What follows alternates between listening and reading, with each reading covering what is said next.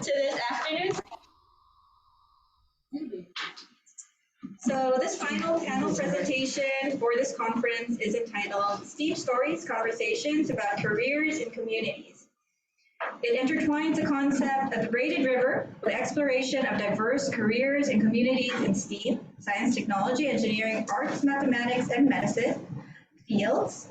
Just like a braided river that consists of multiple interwoven channels, this discussion delves into the intricate and interconnected narratives of professionals from various backgrounds, disciplines, and communities. By highlighting their unique stories, challenges, and triumphs, the panel aims to showcase the richness and dynamism within STEAM disciplines while emphasizing the importance of collaboration, inclusivity, and diverse perspectives in shaping the future of these fields. So to start us off will be Olie Lucas and Dr. Lures Herold. I'll give an introduction for Olie, who will be presenting by a pre-recorded presentation. So Olie Lucas is a retired banking professional who found her way into volunteering to help children, becoming one of the founders of Unang Hakbang, or First Steps Foundation. She has been doing this for over 20 years, and her work has expanded to advocating for education reform and open and participatory public governance. And then I'll give an introduction for Dr. Lourdes afterward. Okay. Ian will play the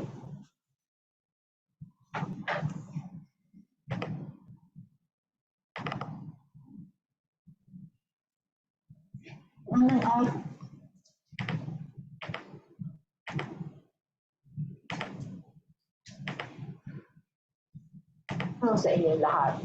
Salamat sa inyong pag-imbita sa Unang Hakbang Foundation. Unang Hakbang, or UHF, prides itself for being a homegrown NGO, delivering after-school time services for children living in very poor urban and rural communities. We are focused on helping children become the best they can be. That means providing tutorial sessions in reading and math for those at risk of dropping out so that they can keep up with schoolwork. It also means running a strong parallel program to help children develop their innate resiliency and capacity to be leaders, young people who are creative, articulate, and gritty. And it's really all just a little lift that most children need. If they can't read, it's largely because they have not been exposed to reading. With consistent effort, they're able to recover, to read with fluency, and to read to the new. We hone the children's reading ability by giving them the opportunity to volunteer to read to other children. In our weekly Kwentuhang Bata, we gather children 3 to 8 years old around our young volunteer readers and then watch them settle in for an hour of reading and talking about the stories that they read together. We train and nurture Munting teachers who spend at least 12 volunteer hours a month to help another child read, count, and keep up with their schoolwork. They serve as good role models, inspiring other children to do well and become Munting teachers, creating a virtuous cycle that has expanded our understanding of children and influenced the shape of UHF. We are proud that UHF children have participated in various local, regional, and national and international forums, with a number of them being invited to be a speaker or to serve as rapporteurs and facilitators. Many of our children have now also graduated from college. This year, we will have 5 young persons entering college to become teachers. We're happy that their experience as tutors and facilitators inspired them to become educators, but we would also have liked them to have seriously considered other career paths, such as in the sciences, engineering, and research. However, as in the case of their aspiring to be teachers, we need role models. And so I would like to invite you to volunteer with UHF. You can come during your vacation in the Philippines to teach a class in your area of expertise. That is what my cousin Ondes or Dr. Herold has been doing. We can also work together to organize online classes. I am inspired here by the online cooking classes that Dr. Herold set up with her grandchildren during the pandemic. Give us the materials and the session flow, and we will facilitate the discussion and experiments or exercises to be performed on site. Children are interested in the sciences. Dr. Herold's classes were organized on weekends, yet up to 80 children will show up. It speaks to their hunger for learning and their strong desire to be engaged in tasks that many might say are beyond them because of their poor backgrounds. I ask you again to work with us and volunteer. From July 28 to August 25, the Department of Education will also be holding learning camps.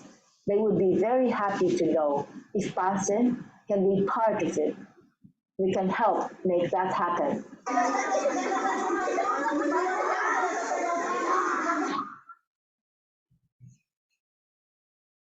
Thank you for allowing me to introduce you to UHF. I look forward to our having you with us as a volunteer or donor.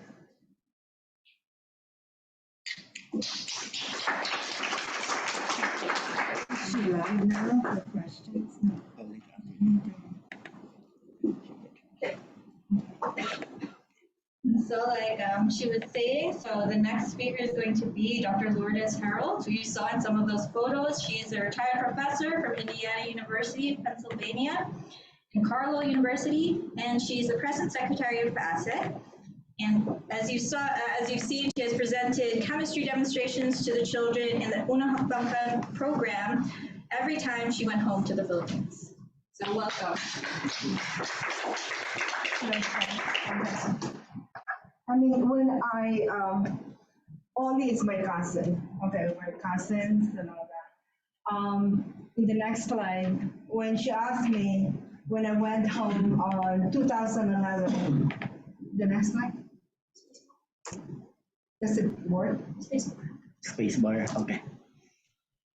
When she asked me in 2011 to give a demo, at that time I went home because Giselle invited me to head the focus group, remember?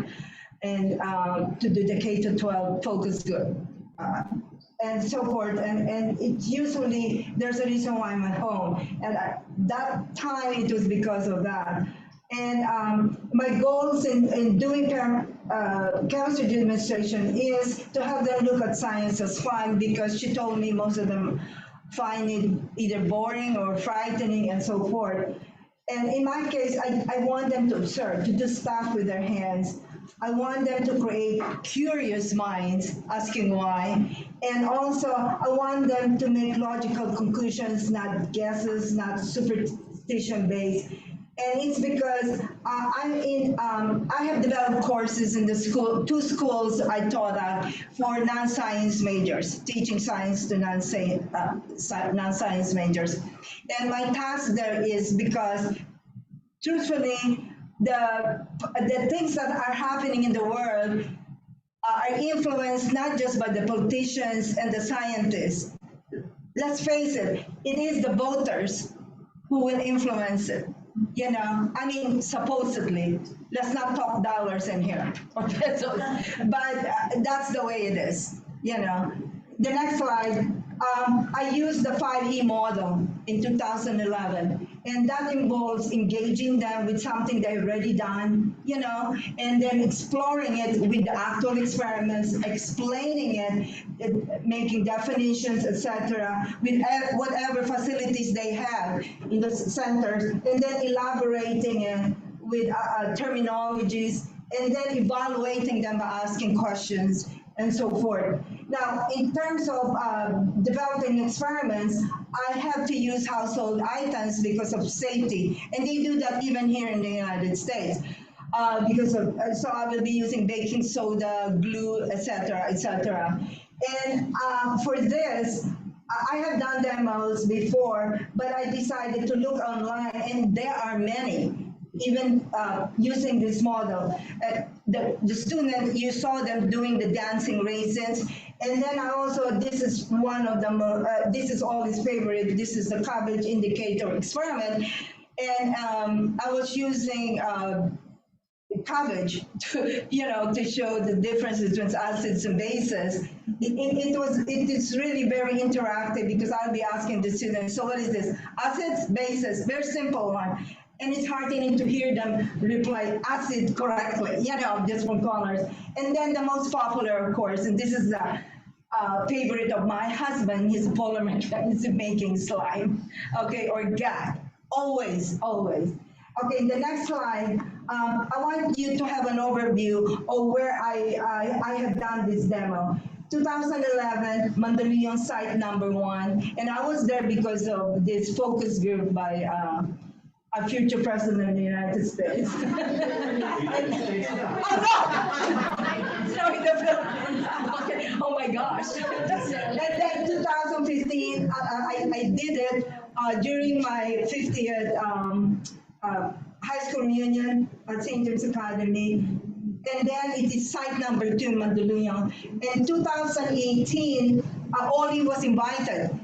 She was recruited to do after school programs in Pampanga. They heard about her, she was recommended, and she took the position of doing it. And in 2018, I was able to demonstrate at Bacolor, Pampanga, and Pandacaqui, Mexico, Pampanga. And then just recently in January, I went to Lubao, aside from those two, in Bacolor and Pandacaqui. Okay, so I just want to go through how I more or less how I did the 5E experiment. And I tell you, it's very important to know where you're going to do the demo. I know I wouldn't have water.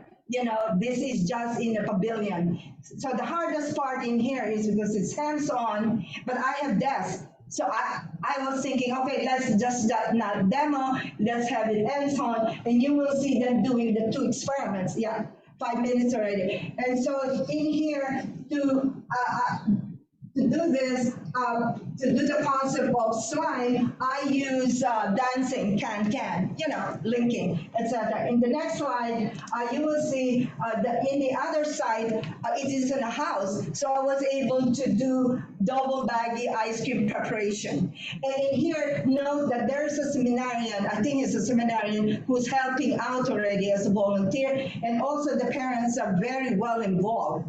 The next slide, this is in Bacolor, Pampanga. At that time, I had a classroom to do it, and they have a lot of facilities. And I'm more a Blackboard person, so I love the fact that I could use Blackboard. And in the next slide, there's 60 children participated. Here's the famous slime. The recipe, I changed the recipe to include shaving lotion. And my God, it made fluffy slime. And in the next slide, you will see the joining. This is in Mexico, Pampanga. And the same year, I also did it. And you can see, and I think Olie has a better picture of how they were distributing the slime to everybody. And in the next slide, you see that? And look at that girl. That's precious. So happy. In the next slide, I love food. Okay, they really appreciate it, and the parents are there also. And these are peer tutors. Okay, the peer tutors are here, and in here they cook this famous dish wherein they combine adobo and asado. Does anybody from Pampanga? I love that dish. Oh, really? Yeah, that's a famous. Yeah, okay, the next slide. In here is 2023. At this time, it's very significant because my husband, who's a polymer chemist from PPG, was there with me. And that's very significant because during the seminar at, the Independence Day, I remember at Vincula, Gobet saying, we need role models. And then the other guy, Joel, was saying, oh, we need to emphasize to them that it has economic advantage, that you make money out of it. And then, of course, our civil, the always contrary person. She was the one who said, oh, we should be discontented. They're too contented. But we're not going there. I already discussed that this morning. Okay, but anyway, in there, it was significant. My husband was with me because he is the role model. You know, he is a real, well, I taught chemistry, but that's not kind of real. But anyway, we gave you baking soda. Hello.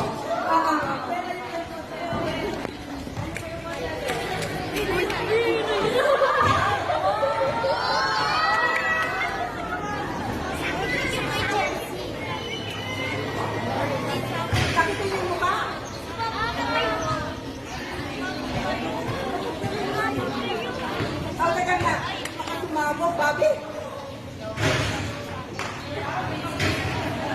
Okay, I will lift it up. Bobby, lift it up. I want you. You can walk around. Si Dr. Bobby to. Nakita niyo? Yun na no? Hoy! Ingat kayo kung ginawa niyo yung mga, ha? Magpapakalam kayo. 1 minute. Okay. The next slide, please. Okay, and so in the afternoon, we had a very good lunch, and I was really drowsy. So we were both sitting, and it was in a classroom, and you see one boy there sleeping, but it was the same experiment. This after lunch. In the next slide, okay, this is fun because of the fact these people are the barangay officials. Remember, she is at the mercy of the barangay for location. You understand? So it was held in the basketball court. When I saw them there 5 of them or 6, I asked them to do that balloon experiment over there. Okay, so in here again, you will see the kids in there. There was no desk, so I had to demonstrate. So the facilities will tell you what you could do. In the next slide, in here they were doing the can. I asked for volunteer, and my husband was the hero because he was distributing all those slime. And I changed the formula. This time I used shampoo and cornstarch. Yeah, because it's more convenient. Remember, I was to give it the day after I arrived, 2 days after I arrived. I didn't have time to shop. Okay, and the next slide. Okay, here's the thing. You might be wondering, this was drawn by a person that was with the UHF, April Valdez. This was a pastel drawing she did under the guidance of Jennifer Santos, an art teacher volunteer at Unang Hakbang Foundation. April now is herself a mother and micro-entrepreneur. And for me, it inspired me to write. I have a blog. I write anything, but I do haikus. I call it a mother's embrace. And God loves her child with love, without limits, without condition, just be. And as a homage for Olie and the staff, they're like nurturing mothers to the children who go through their program, and through that unselfish love takes them to the best they could be. Let me just tell you a story about Olie. Olie was already a vice president at Bank Montreal in the Philippines, but she decided to give it up to take care of her children. Okay, that's her choice. We have choices. Okay, but one day later on in her life, she saw kids in Mandaluyong on the street. Oh my God! And she stopped her car and asked, "Why are you here?" Well, Mom, either we go hungry or we go to school. We decided we will pick up plastic so we can get a few centavos to buy this or that. And so she started a program that was only on Saturdays and giving food. You know, she started making sandwiches for 80 children. And maybe there were other people with her. I don't know how many volunteers she has. But then she found out there was an attrition rate, you know. It turns out they just don't want food. They want something else, activities. All right? So in the next slide, the Facebook entries, and in the next slide, which are Facebook entries done by Olie, made it possible for my classmates from the Philippines who graduated in high school with me to volunteer after they seeing this Facebook entries, and they said they will come with me when we have a reunion there, and they will do one on physical therapy and one on nursing, and who is also a nurse officer in the Philippine Army before she went to the States. So I was able to recruit 2 people. And by the way, you don't need to do demo. You can just talk or just show, do whatever you can. And in the next slide, and why do I go back is because of the fact that I love food, and she knows that. So she invited me at Aber's Farm, and that's where I go. And in here, that's Paprika restaurant. I highly recommend their sisig. And in here is Balini, yes, and Balini, Mexico, Pampanga. And that's there's Dodi and Dida, you know them. And also the Sandigo, Balini. Okay, and that's it.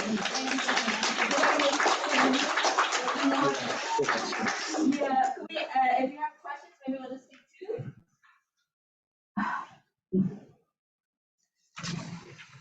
Yeah. Can you fund your activities? My activities or the whole Unang Hakbang. Yeah. Unang Hakbang, that's a foundation. She has a DOD board of directors. Yeah. And I really don't know.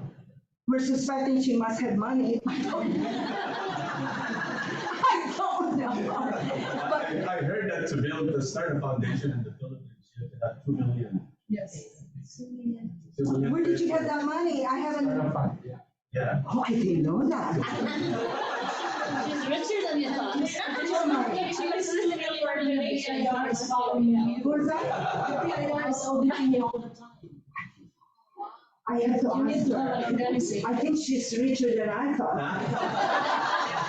Oh my God, hi, Olie. Anyway, I didn't know that. Anyway, Anything else? are you willing to volunteer? Yes, good. Ano, i-adobo mo muna, tapos halagyan mo ng sa... parang mechado. Adobo muna, tapos lalagyan mo ng salsa na pang mechado. Ketchup, bababa. I'm shy. No, Lulu cooks and tells. Okay. Thank you. Share my screen. All times. Katulad ng haiku. I've seen it before. Yeah, I think I've written. Did I write about your husband? Yeah, I wrote about your husband. I write anything, so be careful. Oh my. No, I wrote about Edsel, I think. Yeah. All right, thank you so much. So we will move on to the next speaker. So it is Dr. Lorna De Leon. She is.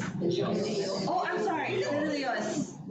That's my mistake. Dr. Lorna De Leoz. She is a global food segment manager at Agilent. She holds multiple degrees, so BS in chemistry and computer engineering, and MS in chemistry degrees from Ateneo. She pursued her PhD in chemistry at the University of California, Davis, focusing on studying oligosaccharides in milk and cancer using mass spectrometry. And she then worked as a postdoctoral fellow and chemist at the National Institute of Standards and Technology, or NIST, before joining Agilent in 2018. So today she's gonna tell us a little bit about going out of the lab. Thank you.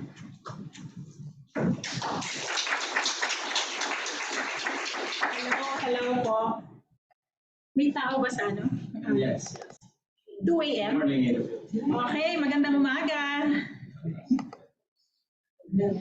Magandang umaga. Grabe sumagot. Gising talaga. So before I start actually, Agilent has these philanthropic gifts that might be of interest to us Filipinos. You know, it's highly competitive, but of course, with our resilience and smartness and all, I think it's worth a shot. Something to consider. Ayan, okay. So, good afternoon, everyone. Lorna De Leoz, as you said. Sorry, alam name mo. Pasensya na. Okay, anyway. So yeah, today I want to talk about alternative careers other than the academia for us scientists. So, spacebar ba? So a little bit about me. So I started, as she said already, so I did a lot of laboratory work in the Philippines and also in California and also in Maryland. So I was at NIST for 7 years as a scientist there. But then afterwards, I transitioned to sales in Agilent Technologies, and as of August last year, I became the Global Food Segment Manager. And today I want to share some of the things that I learned and some of the highlights of all these journey to my career. Okay, so the first one is actually a collaboration with Dr. Concepcion, Dr. Cruz, Dr. Indoma, and Dr. Chua. I did not include who is my mentor in Ateneo. By the way, I'm a true blue Atenean. Woohoo! Is there anyone? No one. No one. Okay. Wrong audience. Wrong caller, wrong caller. Okay. Collaborating with UP. Yes.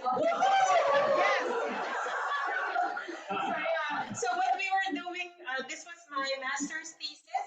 Back in the day, it was the synthesis of an out-of-patent anti-cancer drug called mitocentral. And so we were trying to locally produce it in the Philippines, and we actually applied for a patent, and I was granted a patent. And so from Crescent, we parang nitrated it using oleum. So oleum is 20% fuming sulfuric acid, and that was the time that 9/11 was really having restrictions on import, and so we couldn't import the fuming sulfuric acid, and it was the first step of 4 linear synthetic, synthesis. So what we did was we actually got waste from a soap manufacturing company, and that's what we used as fuming sulfuric acid. Of course, we did some tests, but that I thought that was really cool, and of course, Dr. Concepcion was on top of all these connections and all that. And then the next step is, of course, reduction to the diaminochrysasin. The step required iron metals, but then it had to be purified by hydrogen, and again, we couldn't do that in the Philippines. So we resorted to using tin chloride instead, and we made many other revisions leading to this successful synthesis of the drug. So I presented this in APAMS 2005 in Cebu, and that's where I met Dr. Carlito de Brilla, who became my mentor in UC Davis. So I'm really thankful to Paasit for the connection. And it won some awards from Ateneo, Ateneo and DOST, and so again, thank you, Dr. Concepcion.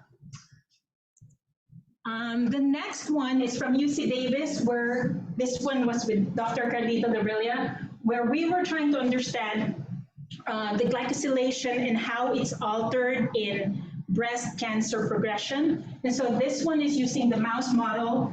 So what we did was we did protein, gusto niyo ba Tagalog? There's some people who can understand. Okay. So protein denaturation so that we can extend the protein so that the glycans can be more accessible.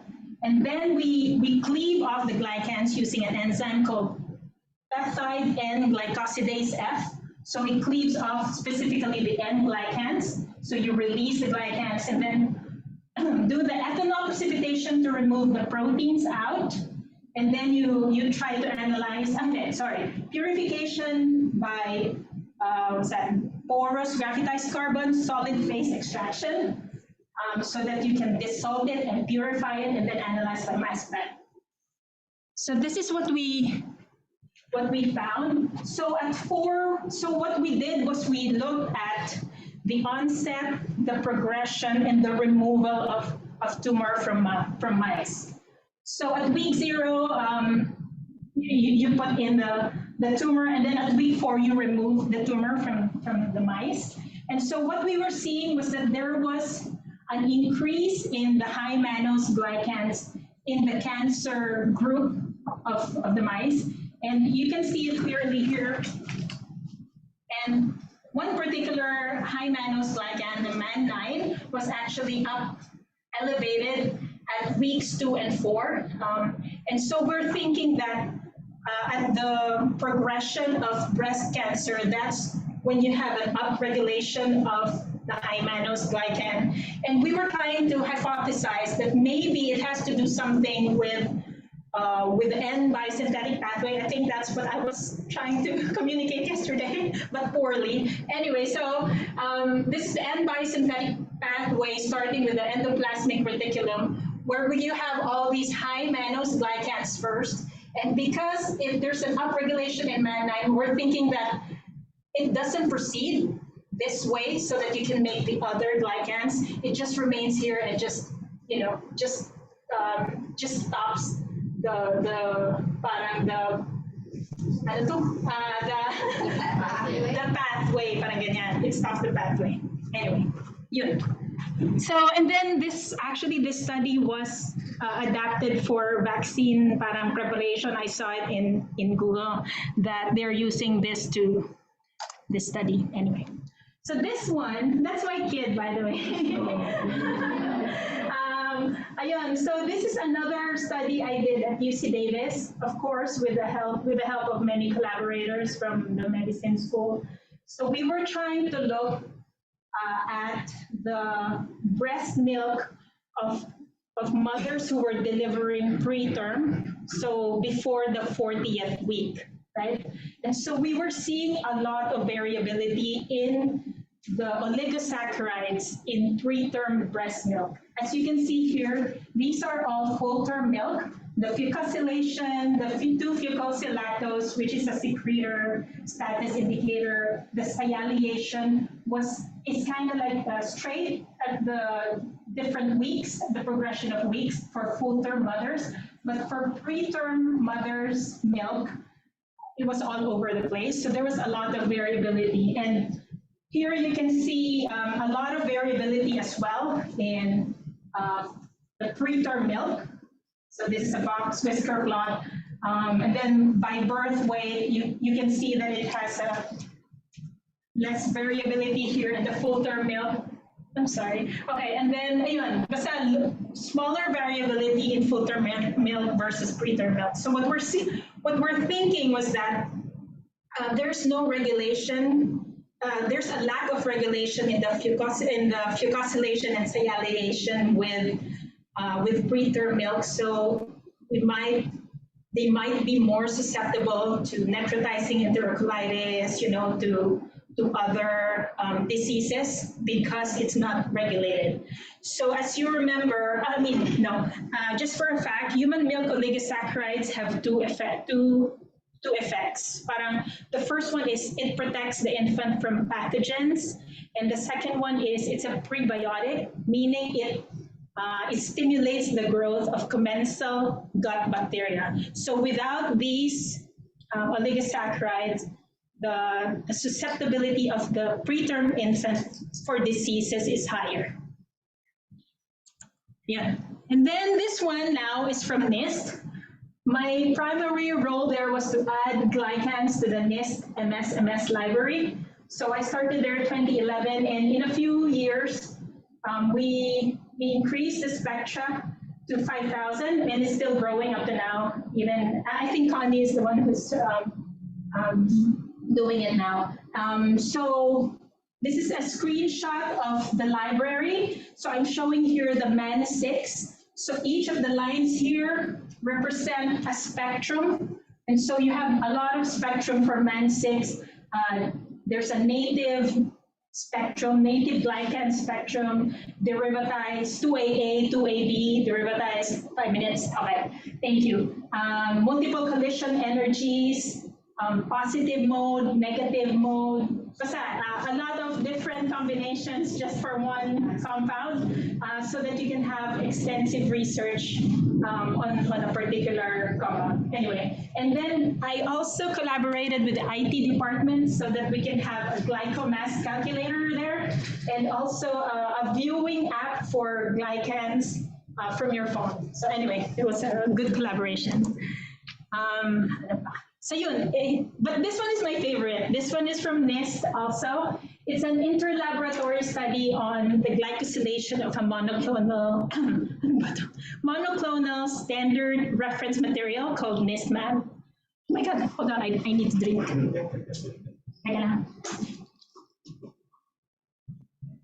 Okay, this is my favorite because it's a collaboration between 150 plus scientists worldwide.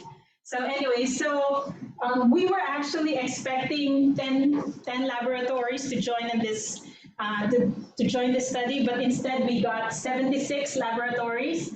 I was very persistent in them joining, so I think I was being annoying, and they decided to just join. Anyway, so we wanted to determine the variability of glycan measurements in STEAMM, and also to have a community consensus value for all of the glycans that are there.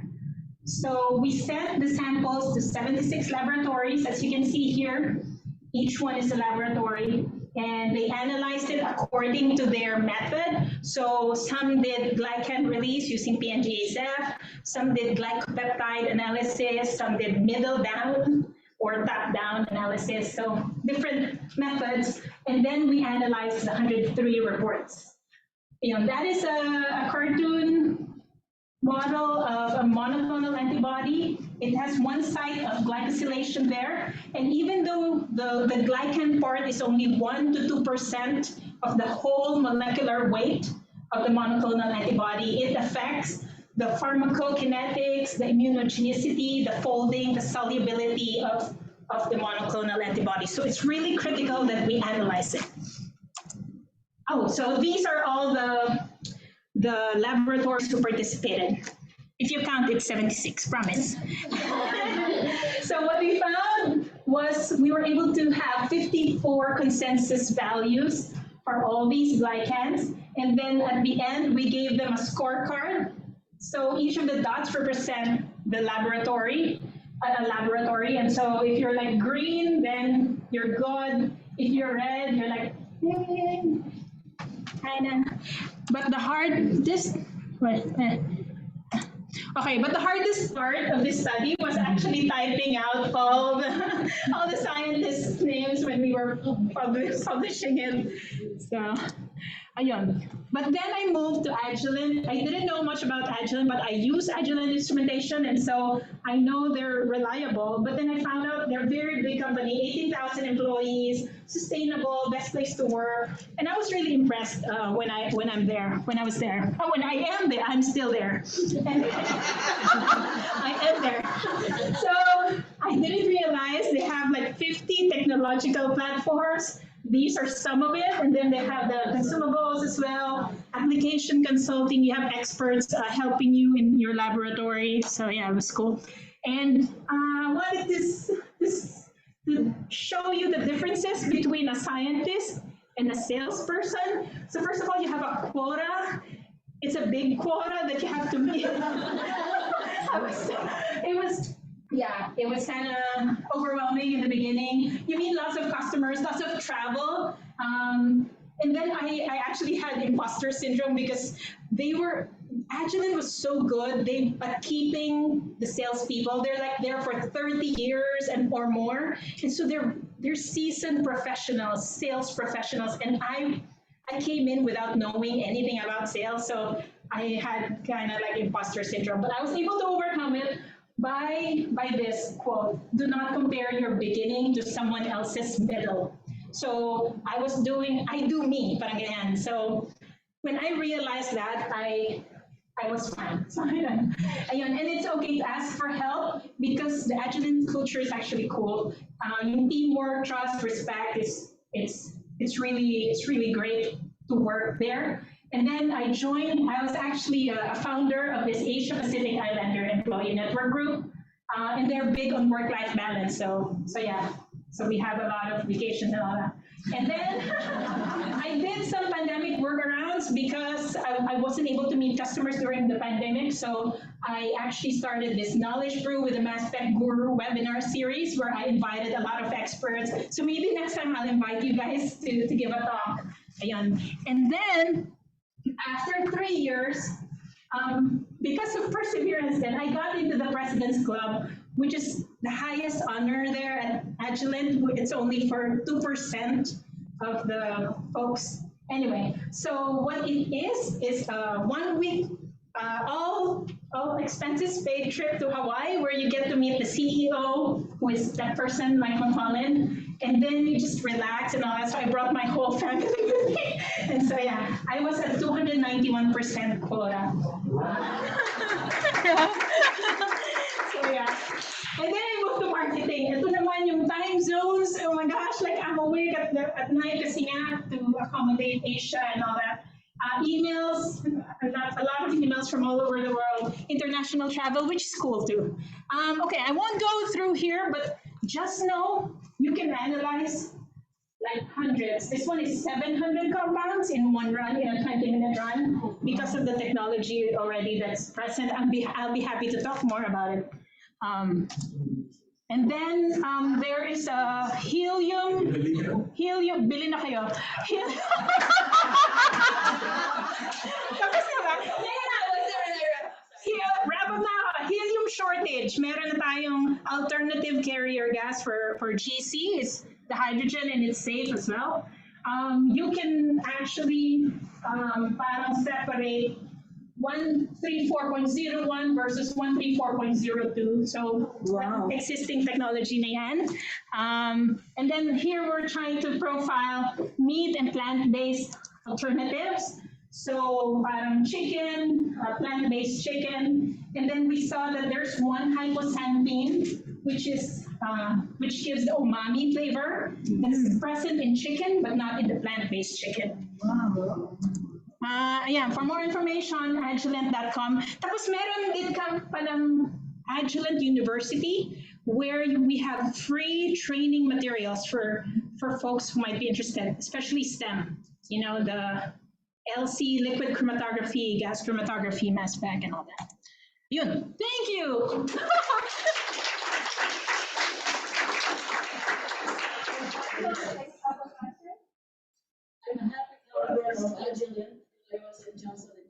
Thank you. Because our instruments are Agilent, everything that you showed there. But anyway, I'm an unhappy camper of Agilent in the Philippines. Oh no! Okay. Technical support is so lousy. I have to threaten them that I will report them to the US because we are so close with Agilent. There's an Agilent support group in our campus, in our lab in Joson. Thank you for letting me know. But anyway, I have a question. When you show the structure of the antibody, I wonder where your antibody is coming from, because you have N-glycosylaminic acid. Yes. That is not a good component. It is not. It is not. This one actually is a gift from MedImmune, but it was they didn't use it, so it's a trash drug. So it's from CHO cells, so that's why you have those neuroglycan. Yes, yes, yes. But that's a good question. Thank you for catching that. Anything else? Yes, Madam. So, you do proteomics, right? Is Agilent also doing multi-omics at this point? Yes, yes. What kind of platforms? Okay, so proteomics, usually LC-MS, tapos metabolomics, LC-MS din. Glycomics, LC-MS pa rin. Ano pa ba? Genomics, meron ding mga assays dyan. Ano pa ba? Lipidomics, also LC-MS, MS. Pwede ring GC-MS, MS. So yeah, so merong suite of products and software actually. All right, thank you so much.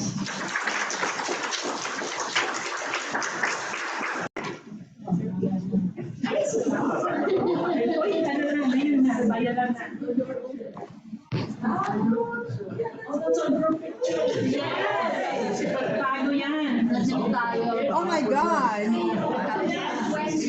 The other day. Ito yan.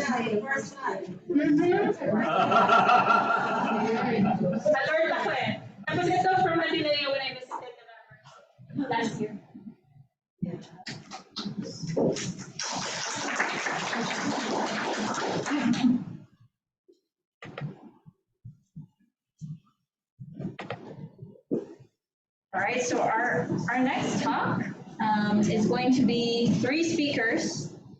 I hope it's okay, maybe I'll introduce them all together now so that you guys can just talk one after the other. And you can just choose. So it is Dr. Maria-Kassandra Coronel. She completed her undergraduate studies in Santa Monica College and at the University of California, or UCLA. She got her MD from UST and completed her postgraduate education as a global clinical research scholar at Harvard with concentration in epidemiology. She's a recipient of multiple awards and recognitions for her efforts and work with this foundation they're going to be talking about. And our included in this panel as well is Dr. Melissa Palma. She got her BS in biochemistry and her MD from the University of Iowa. She trained in preventative medicine and family medicine at Cook County Health in Chicago and received her Master's of Public Health at Northwestern University. She has dedicated her career to the health of historically excluded populations with an emphasis on immigrant and refugee health. And then lastly, we have Angela Arata. She is a 4th year med student from the University of Florida. So welcome them all.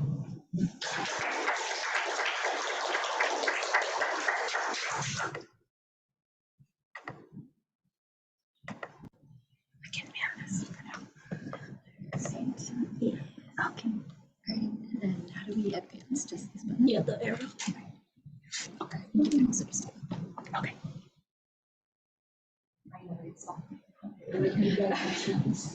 Hi everyone, kumusta po kayo? My name is Melissa Palma. I'm a family medicine physician and an assistant clinical professor of family medicine at Brown University. I'm also one of, we call ourselves the Manongs and Manangs of the Council of Young Filipinx Americans in Medicine, or CFAM. And we're going to talk about how our organization has come to be in the last 3 years, as well as talking about building our CFAMilya virtually and in person via our annual conference. All right, so these are many of the founding members of CFAM. Our mission on the Council of Young Filipinx Americans in Medicine is to promote the leadership development of young Filipino American physicians, trainees, reinforce the educational pipeline, and address structural inequities of health through advocacy, scholarship, and community partnership. If you go to the next slide, you'll see a lovely photo of many of our founding board members, especially Dr. Antonio Moya, who's a neurologist at UCLA, as well as Dr. Igor Joson, who is a med-peds and professor at the Kaiser Permanente School. And the vision of CFAM is to embolden physician leaders, amplify the voice of our members, patients, and community, and will unify the diverse lived experience of young Filipinx American physician communities. We hope to equip and empower every Filipino medical student, trainee, and physician to be effective change agents to tackle our community's most pressing health priorities. And so if you kind of go to the next slide, you'll also see this is our why, right? Oh, next one. Have some, can I just pause and update one thing? Okay, great, sorry. Just plug in today.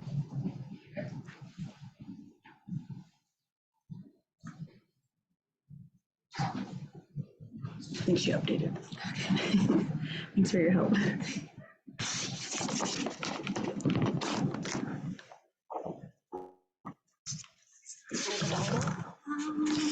I got this. Nice.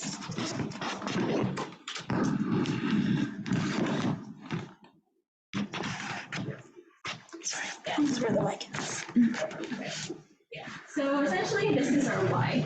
Of all of the applicants to medical schools in the United States, those who are Asian, Filipinos make up about 20% of the Asian American population in the United States, but make up only 4.3% of all Asian medical school applicants in the United States. So even though overall, as a disaggregated subgroup, Asian Americans are considered overrepresented to medical school applicants, Filipinos are actually very, very underrepresented in this group. And so this is kind of, you can't really read here, but it says in the 2018-2019 cycle, where the last time this data was tabulated, were only 485 nationwide applicants to medical schools from the Filipino community. This does not count who actually matriculated and got in, but it's usually around 50% of those who applied will get in. And as you can see, it's not just us who care about this, but other folks in the community on our board of advisors, particularly the Filipino Young Leaders Program, Association of Philippine Physicians in America. Prime US is the UCSF mentorship program for medical students who wish to serve underserved communities, as well as Mabuhay Credit Union and the Philippine Consulate General of Los Angeles are on our board of advisors. And so as you can see, our timeline, we're not as esteemed and long-standing as PASE. However, our co-founders, Dr. Unang Hakbang and Antonio Moya, they were both pretty much the only Filipinos in their public health school class at Harvard in the early 2000s. And so they became very close friends and had many, many conversations about, are you the only Filipino in your medical school class? Am I the only Filipino in my medical school class? And as they, went through residency, went through their training, were a source of support for each other, and saying, we want to have this for others, right? And so in 2018 and 2019, they found a national survey, basically amongst their friends, anyone who would, people they had met. Dr. Moya had actually done a Fulbright in the Philippines to do telemedicine stroke care because his Lola suffered a stroke, lived in a more remote island, didn't have access to healthcare. So that was his project for the Fulbright program. And through their broad network of Phil-AMs and Filipino physicians, they're able to conduct a national survey to say, okay, what do young Phil-AMs value in an organization for medical education? Fast forwarding to 2021, through the pandemic, we were meeting virtually. We were creating our infrastructure to create executive physician student committees. And we held our first conference online through a platform called Hop-In that was paid for by UCSF. So UCSF gave us our first grant funding to have our first online conference and platform. And I believe we had over, 300 people register for the online, and at least about 80% of them came, which was really great. The next year in 2022, we were also able to further develop some of our infrastructure. We had developed regional engagement chairs, started our CFAMilya mentorship program, which is a near peer program. So instead of a one-to-one mentorship program that is often done in the United States, we made familias. So we have an attending, we have maybe a resident or medical student, as well as pre-meds, as well as Andrew will also talk about the research platform that we use for a poster presentation virtually. And then last year was actually our first year that we had our first hybrid in-person online conference. So it was all again sponsored by UCSF Pride. And we used Dynamico Space, which is a tech co-working startup that's in the same building as the Filipino Consulate in San Francisco. In order to hold our first ever conference, we had about 50 to 80 in-person attendees, as well as over 150 online attendees. And as you can see, our membership has greatly grown. We only started really in 2020, where we had a little over 100 members on our listserv. Now we have almost 700 members on our listserv. If you think about other organizations that serve minority medical students, so Latino Medical Student Association, Student National Medical Association, which is for African American students. There's also Pan-Asian, APAMS, Asian Pacific American Medical Student Association. The CFAM Instagram actually has more Instagram followers than the APAMS Asian medical student combined. So there's a need, there's a want for places for people to gather, to get mentorship, to get experience, to learn how to be doctors for their communities. So talking about who comes to our conferences, this was about our latest conference back in January of 2023, and 67% of those who came, it was their first conference. 14% had come a year before, and about 20% had already come to our previous two conferences. On the next slide, you'll see who comes to us. Majority of them, about 58%, are pre-health students. So these are undergrads. I think we even had one high school student log on to learn about how do you become a doctor in the United States. We have about 23% of our students are in medical school or graduate school of another kind. Community partners as well as attending physicians make up around 5% each, as well as resident fellow physicians.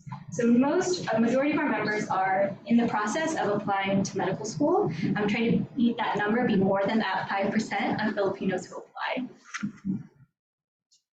And as you can see, we're all over the United States. The regions that we have the most membership is, not surprisingly, the regions that have the most Filipinos. So Southern California, particularly Los Angeles, 163 members, Northern California, 113, and then Empire, 42, and then all the way on the East Coast. The next greatest number is New York, New Jersey, area, where we have 104. And then after that, it would actually be the Midwest, namely Chicago. Chicago has over 7 medical schools. And at the time that I was recruiting in the Chicago region, so I like to think that I have something to do with that too. You do. All right, next slide.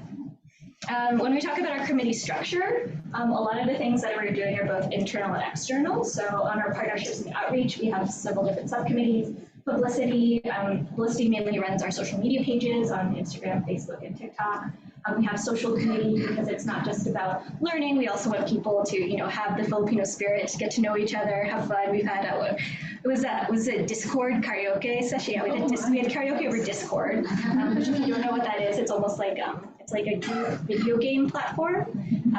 We used it to do karaoke, as well as a community engagement committee. And Jill will talk about her experience on the Research and Education Committee, which I was a mentor for. We put on a poster presentation, and we hold different sessions to help students get involved in research so that they will help their medical school applications. Mentorship as well as a special interest, as well as organization building, right? We're very new. We're still applying for a 501c3 right now. We've mostly had fiscal sponsorships through CFAM and ORF Credit Union for our boards. And so, all of these organizational things, fundraising, membership engagement, regional chair committees, conference coordinators. The conference coordinator role is a very large role. It's mostly student-led. I think we have maybe around 4 conference coordinators every year, just to be able to, because it dawned on us only this year was that all of our students had never actually been to an in-person conference, right? Their professional lives started during COVID and had never gone to an in-person professional conference. And so that was an interesting revelation that we had, which wrap our minds around as we were trying to mentor them on how to put on our events. And as you can see, we do a lot of, these are just some of the advertisements of our Instagram page about the mentorship committee, holding mock medical school interview and workshops. On the next one, you'll see this is Gather platform. So we had we set up like little tables that would have people's posters, and you would click on it, and you would see the poster presentation online. So that was our virtual poster presentation. And then we also had our in-person presentation at the last one. On the next slide, you'll see we also have been partnering with other Filipino scientists, and we're like, where are we going to find these Filipinos? Well, now we know where to find Filipino scientists at ASE. This is Dr. Alamisos Domingo. He studies X-linked dystonia Parkinsonism, which is a type of Parkinsonism that is unique to the Western Visayas island of Pinay. And so he actually works with the entire center, is a postdoc there at Harvard, collaborating closely with folks who work on this rare disease that is endemic to this particular island of the Philippines. On the next slide, you'll see we also host Tagalog Truths days so that we can all learn. We'd love more dictionaries. Also partnering with AFASA, Association of Filipino Scientists in America, as well. So because we have cross collaborations with other orgs, and then also recruiting for our community-based participatory research. The reason why we are here is because Dr. Signo saw this, which was our study that we did with NHLBI on Filipino heart health. I believe it was like the UCSF ARCH listserv. Yep. And so that's how we got connected. And so, we use CFAM to train our students not only how to get into medical school, but also how to do community-based participatory research on Filipinos for Filipinos. And then on the next slide, you'll see we're going to let Angela talk about her experience as a CFAM mentee. Yeah. Thank you so much, Dr. Lisa. Hi, everyone. Thank you for having me today. My name is Angela Arata. I'm a 4th-year medical student at the University of Florida, and I'm a student CFAM member. I'm originally from the San Francisco Bay Area. I went to undergrad at University of California, San Diego, and for 2 of the years, between 2020 and 2022, I was on the Student Executive Committee of CFAM. I was on the Research Committee and then also on the Education Committee, like Lisa mentioned. I've had the privilege of, like I said, being in CFAM for the past 3 years. In my roles on research and education, I helped plan the annual conference. So she kind of showed Gather, where we had the virtual poster sessions where people could present their research. And then for education, we would hold lots of different workshops, like telling students the different resources they can use in medical school, or just starting medical school as a first year, what you can expect, things like that. So we had a lot of Zoom workshops, especially during our COVID times. So for the past year, I've kind of taken a step back to focus on my clinical things at school.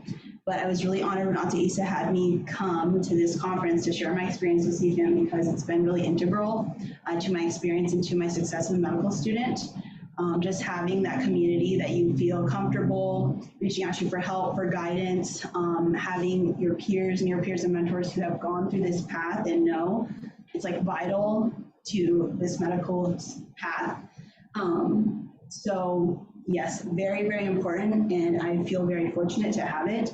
I can't imagine going to medical school without it, actually. So it kind of started right when I was starting medical school, and I hopped on as soon as I met one of the kind of founders, Robbie Bukayo. He's a resident now at UCSF, so I was so thankful that he told me about it and I got involved. So in addition to just the support and leadership skills, I've been able to develop clinical skills based on some of the different things, workshops that we've held. And then I've made lifelong friends and colleagues through this organization, and it's been great. So if you have any questions, I'd be happy to answer them about my experience as a student in CFAM, and we would love to collaborate with some of the posse members in the future as mentors, and yes, that's pretty much it.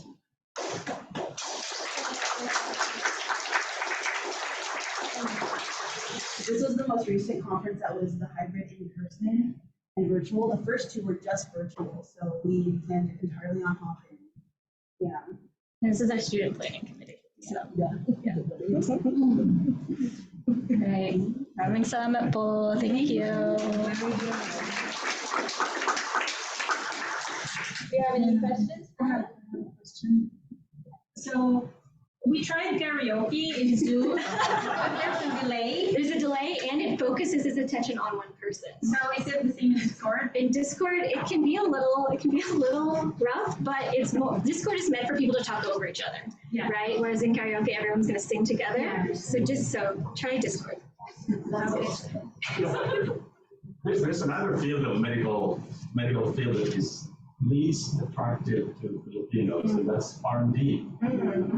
So this is all medical field. Yeah, so it's all medical because those who founded us are all MDs. Yeah. There and are. plan of including maybe PharmD. Yeah. Doctor Pharmacy. If we get some PharmDs who want to join our board, we're happy to have them. Well, I'll volunteer my daughter from New York. And she's into this advocacy of promoting these least, field that are least attractive. And we used because to. they say, well, I'm going to spend more time in PharmD, I might as well go to MD. But PharmD and MD really are very strong collaborators. Yeah. I think that's also why at the beginning we're CFAP with physicians, but then we changed it to medicine so we could be more conclusive. Right. Inclusive in the future, should we gain more members with that? I can't advise anyone how to go to pharmacy, but a pharmacist could advise students how to go to pharmacy school. I think we have one podiatrist, because I don't think they have a podiatry association, but. Not a question, it's more of like an input. For those who want to go into medical school with focus on research, I hope you know that the NIH has a post-baccalaureate program. So if you're a pre-med student and you want to gain hands-on research, you can stay for 1 to 2 years in a lab and have a stipend, and then get excellent reference letters from your PIs. And at the same time, you can also shadow with the clinicians doing clinical trials in the clinical research center. So if you know about that, if you're interested, I can send you the websites or where to apply. Yeah, we would love to know more. I have a niece who is getting ready to apply med school. Any words of wisdom? Apply the first day that it is open, because medical school admissions are rolling. And then join CFAM. And join CFAM.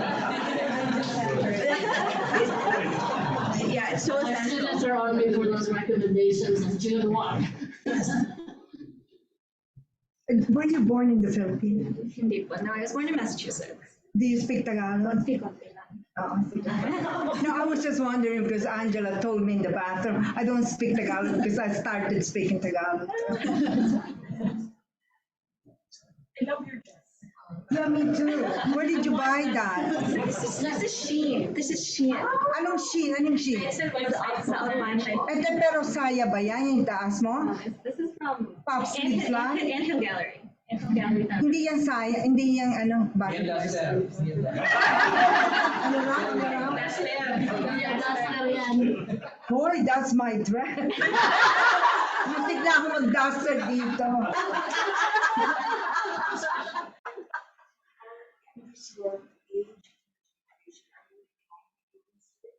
Yeah. I think it depends on where you go. So a lot of times it has a lot of our students are at DO schools that might not have as many connections to research versus those who are at allopathic MD schools or tend to be more at a research university, have more access to mentors and things like that. So it's also it's an equity issue of who gets to come in, right? So my parents are both UP Med physicians, right? So I went to MASA conferences since I was 12, right? So I had a network of people, even if they didn't know how to be a doctor in the United States, right? Like they knew how to be doctors. Versus like, do you mind if I share? Like Angela, right? Angela, why don't you share? Oh, yeah, I'm a first generation college student.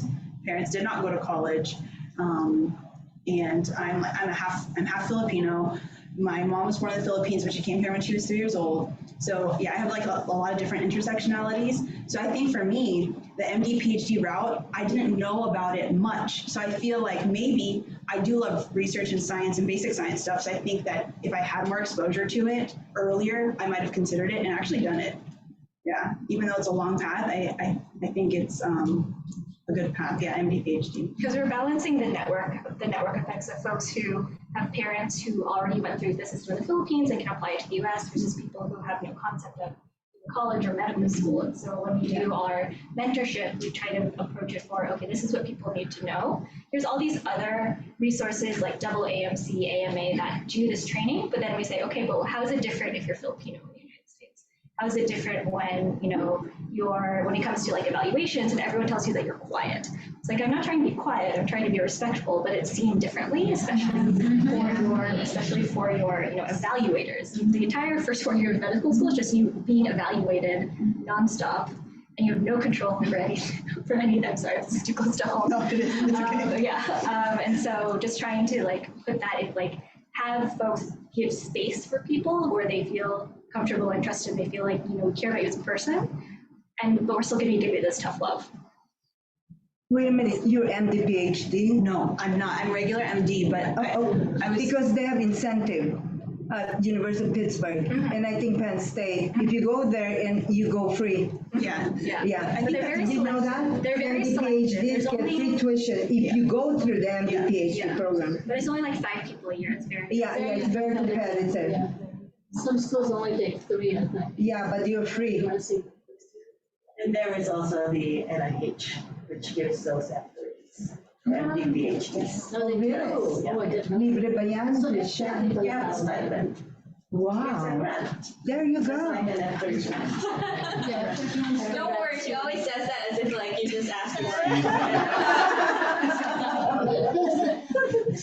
I think this is great. Like I know, it's the first time I've heard it, and I have so many trainees that want to go into med school, and I saw a lot of like Filipinos that are like, I'm not like a physician, so I can only, I can say I've been on the admissions committee, but that's as much as like I know. So it would be really great. I have a lot of students that are wanting to go to med school that have to.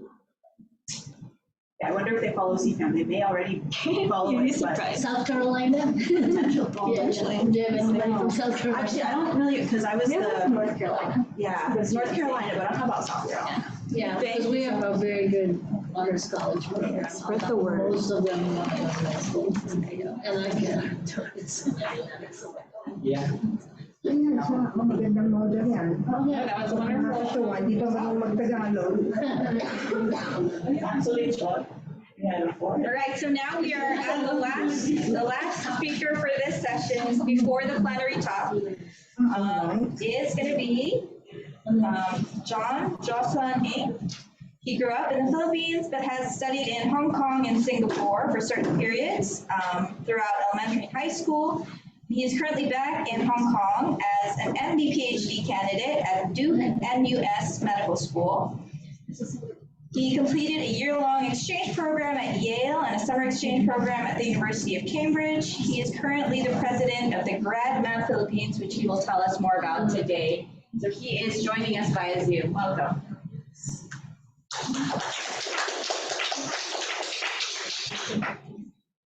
Hi, just wanted to check in terms of technical details. Do I share screen on my end or?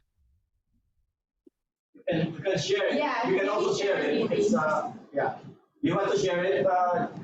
Oh, sure, I could share it from my end as well. Please, thank you. No worries.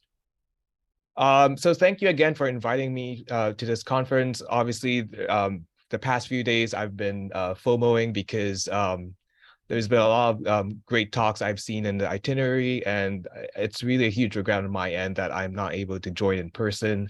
But I hope to be able to contribute a little bit, especially in terms of,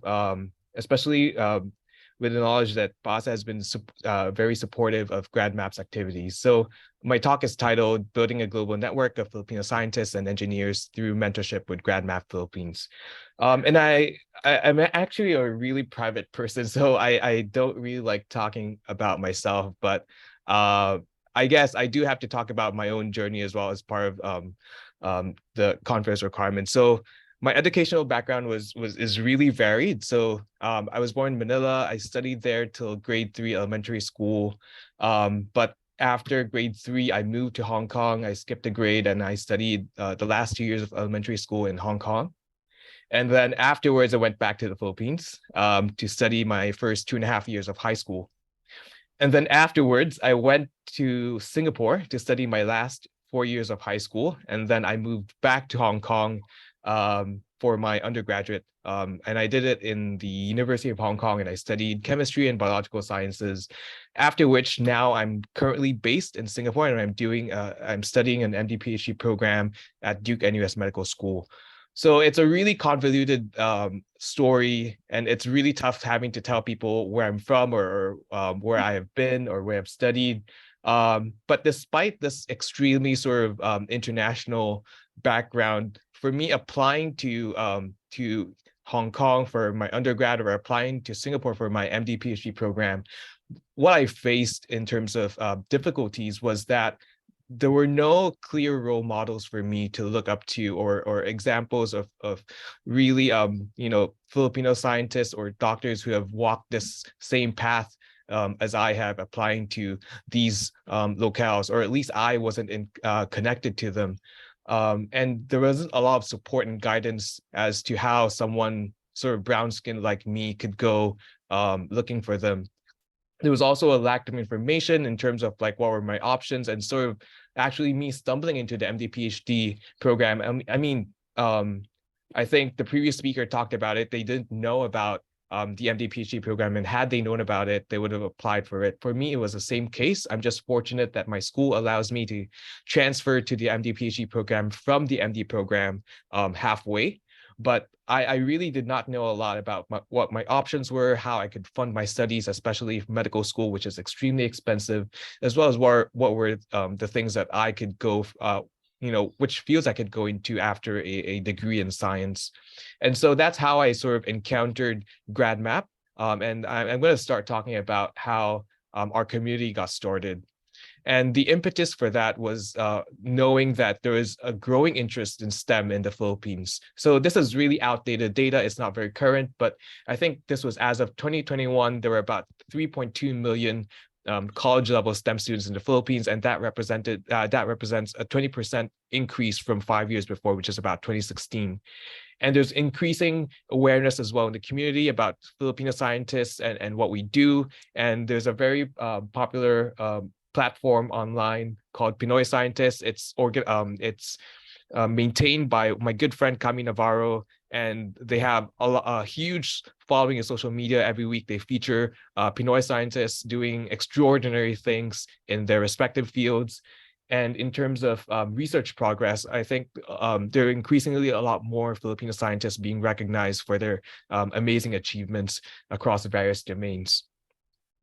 And what we find is that despite this, the Filipino researchers are extremely underrepresented. And so comparing the Philippines to our Southeast Asian neighbors, we actually have much fewer researchers per million. So comparing that to Indonesia, Vietnam, Thailand, for example, we really have way less way fewer researchers per million. And I think there was Dr. Lorna, who's from UC Davis, and this is sort of just a rough gauge. It's interesting to note that the whole of the Philippines has a sort of lower research output than UC Davis as one campus, and so it's something that we really want to work on. And so we are looking at this from the angle of students, right? Our future scientists. Filipino students are really disadvantaged in terms of their grad school applications, again, because of the things I mentioned a while ago. There's a lack of network, there's a lack of information, but also there's a high barrier to entry into grad school programs, either because because of the fees associated with application for standardized tests, for prepping for those standardized tests.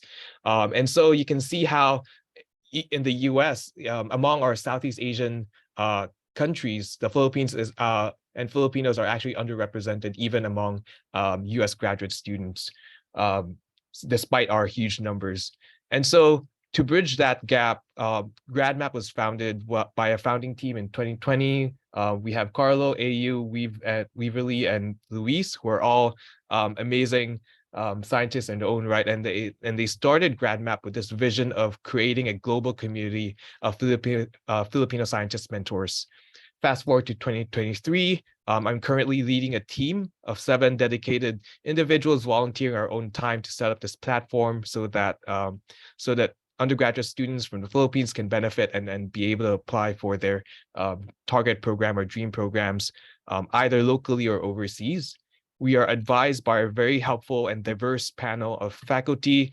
Carlos still with us, of course, and of course, Diggs, James, and other professors based in the US and members of PASE as well are part of our advisory board that help advise our activities and our direction. And we also have a very extensive faculty network that serve as speakers for some of our events, as well as provide opportunities such as postdoctoral opportunities for some of our graduate student mentors. So GradMAP was created with the vision of creating a thriving community of Filipino scientists that work together to reduce barriers for Filipinos in pursuing advanced degrees in STEM-related fields across the world. And how we're doing this is we really want to increase awareness of the advanced educational opportunities and career opportunities for Filipinos worldwide. We want to provide mentorship and support to Filipino students from all walks of life and help them and support them for their graduate school applications. And lastly, to, of course, build a global community that facilitates collaboration among impact-focused Filipino scientists. And how we do this, our pillars are, first of all, volunteering on the side of our mentors. So Filipino graduate students and STEM professionals all serve as our volunteer mentor pool. And we match them with mentees by basis of their similarity of their goals and backgrounds, as well as their availability, of course. And what happens is that the mentees undergo mentorship with a mentor team for at least 6 months, and where mentees get advice in terms of how they prepare the application materials, how to prepare for interviews, so on and so forth, so that they can have the best chance of showcasing themselves and presenting the best version of themselves to the admissions committee. So during our latest cycle, which was the 2022 to 23 cycle, over 102 Filipino scientists and engineers, graduate students from more than 27 countries volunteered to become mentors. Our approach to our mentoring has 3 foci. First of all, we are really mentee focused. All our policies are geared towards making things as accessible as possible. We're extremely mentee focused, and we want to be as helpful as possible. The second thing is we create guidelines to make the experience as consistent as possible for both our mentors and our mentees. So we implement sort of agreements as well as sort of suggestions as to how they can conduct each meeting, for example. And then we really want to help create a community. And so for that, we collect and share helpful resources, and we provide them free on our website. And we regularly share these as well on our community Facebook groups. In terms of the timeline, what happens is that after being matched, after mentees are matched to the mentors or mentor teams, they set up their expectations in terms and sign a mentor-mentee agreement, after which they meet at least once a month over a period of about 6 months. And the mentees are able to correspond with their mentors as often as they want to, as often as they need to, and of course, subject to the mentor's availability. And the mentors provide feedback on things such as their application materials or their interview preparations. And our mentors in turn benefit from having a community of other mentors to consult from, especially if the mentees come from a field that's not necessarily the same as that of the mentors. Furthermore, we also organize a lot of social events for our mentors to engage with each other and get to know each other in their specific fields as well as locales. So our mentor network spans quite a number of geographies. To the left, it's not meant to be read because of the size of the font, but these are sort of the range of fields and expertise that our mentors come from. In the middle, you see the range of geographies that our mentors come from, and a lot of them really do come from the United States. And to the right most, you see the kind of degrees that they have. And they bring with them as they come give mentorship to our mentees. So the results that we have so far from the 3 cycles that we conducted are extremely promising. From the first cycle, we have students that have gone to UCL, to Stanford, to Uppsala in Sweden, and ANU. So the second cycle, we have people who got into to Purdue, to Virginia Tech, to State University of New York. And the most recent cycle, we have a lot more promising universities as well. And these offers, of course, span the entire globe. So for the first 2 cycles, on average, 80% of our respondents who responded to our surveys replied that they were invited to the interviews. And out of these students or mentees that were invited to interviews, actually 90% of them on average received acceptance offers. So I think I would pretty confidently say that we have a promising program on our hands. Beyond just mentorship, we are also on social media because of the idea of creating a community. We have a huge social media presence. We offer free resources on our website as well as on our various social media platforms. We have a newsletter going on as well as tips on creating writing your CV or statement of purpose and so on and so forth. We also have our events that are completely free to attend. Everyone, regardless of whether you're a mentor, mentee, or just a sort of someone who's just generally interested in the graduate school application process, you can RSVP and attend these events. And things such we have events such as how to prepare for grad school interviews, how to write your statement of purpose, how to apply to grad school in specific locales like Asia Pacific and the US, for example, or what are things that I can pursue if I decide to go back to the Philippines as a balik scientist. And on that note, we really are trying to build a global community. We collaborate with governmental institutions back in the Philippines. We, for example, we have this event with together with the Department of Science and Technology, DOST in the Philippines, as well as the Balik Scientist Program. And of course, we regularly receive a lot of thankful and grateful emails from mentees that have successfully sort of received admission offers from their dream programs.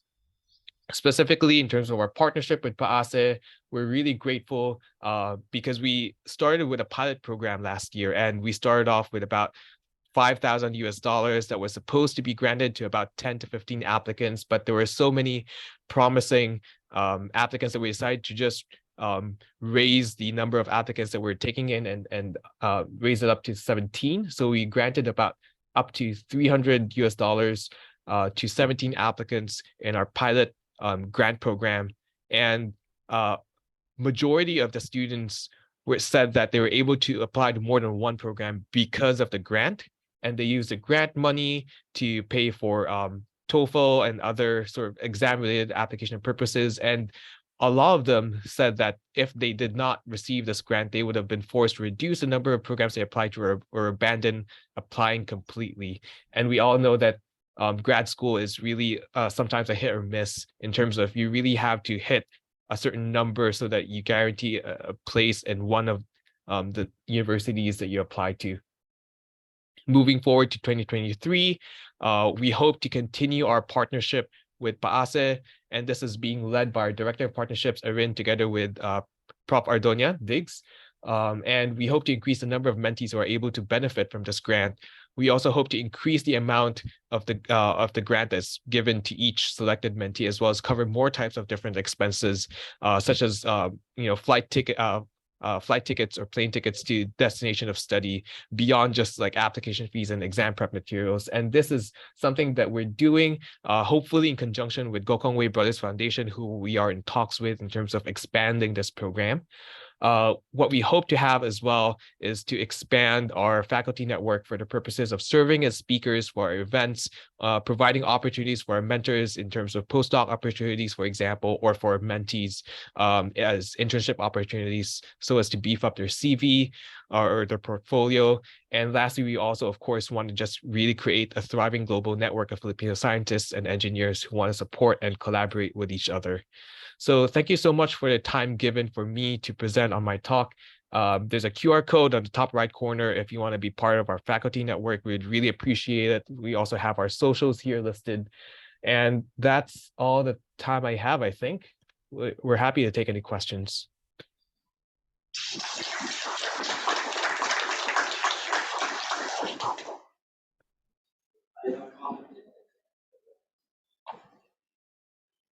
Hi, John.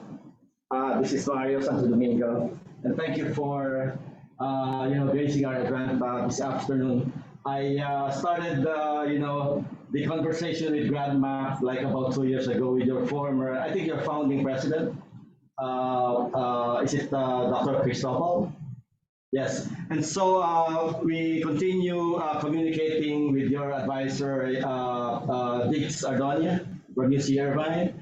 And we are waiting for the final result, of the small grant program. With the 17 grantees, we wanted to know, the success rate of this program, and so we will be assessing, the continuity and sustainability of this first by looking into the data.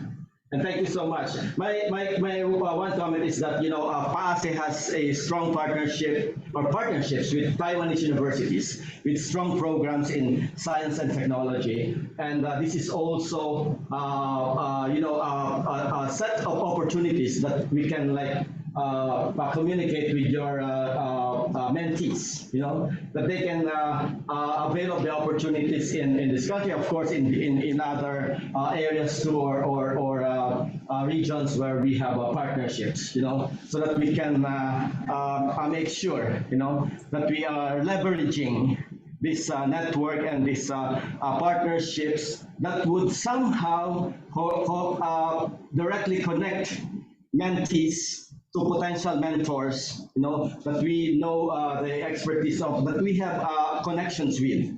Because in some other areas, of my work, that's what we apply intentionality, that we connect, applicants to potential mentors. So there is a level of connection already in the beginning, even before, the application process, so that there is some leveling up, there is some conversation happening already. So that's just one comment, and as I mentioned, we have a partnership with 5 Taiwanese universities, which we can also explore, so that for your mentees, they can consider applying to. Thank you, John. No, absolutely. Thank you, Mario. And thank you so much for all the support and working together with Diggs to provide opportunities for aspiring Filipino undergrads who really want to pursue graduate opportunities in STEM. Wait a minute. Did you tell them about the directory of PAASE directory? Yeah, they know it. They know it already. We've been talking to them for about Gobet's suggestion. Okay.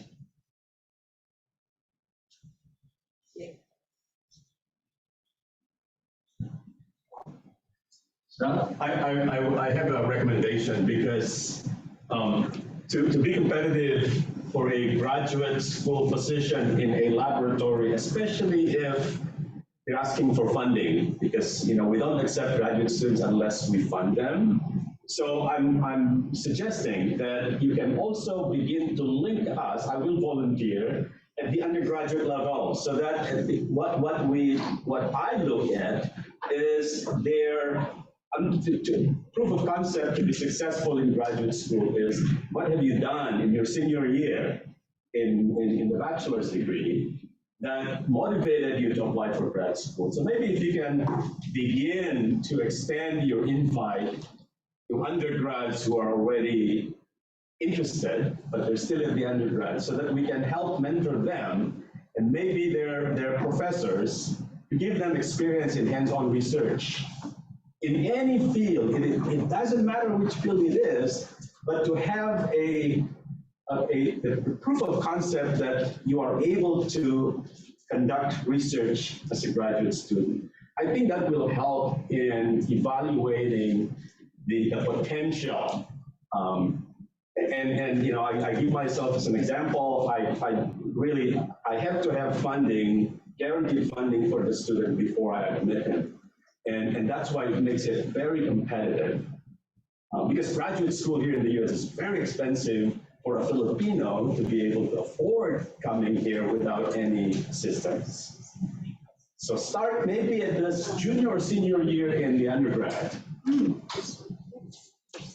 You're absolutely correct, Prof. Graduate school in the US is extremely expensive, and we actually piloted a parallel program to the mentorship program. So our mentorship is usually availed by senior year college students or graduates already. But we piloted this program called the Explorers Program last year, which is targeting anyone sort of more junior than a college senior.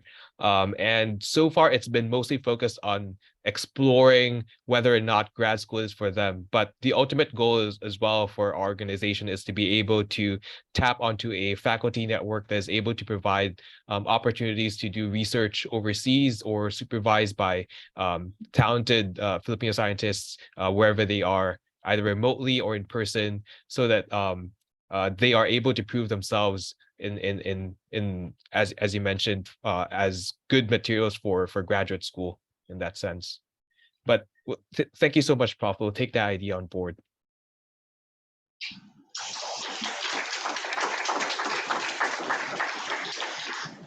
So we thank all of the speakers for this afternoon session. Before the plenary talk, we are presenting them all with a certificate of appreciation signed by Dr. Maria-Kassandra and Dr. Sonia Tigno, the conveners of this conference. Thank you. Thank you. We'll have a 5-minute break as we set up our backdrop for the next speaker. Thank you. 5 minutes. We have some snacks outside.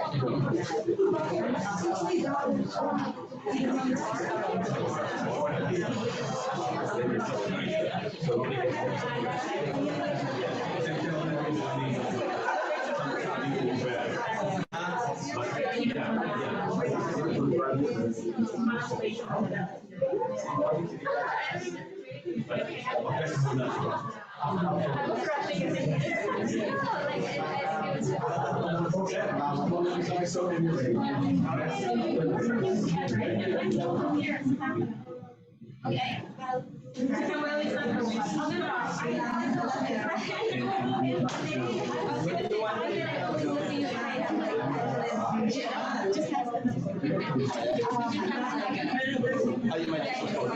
So behind the podium. Para makita sa.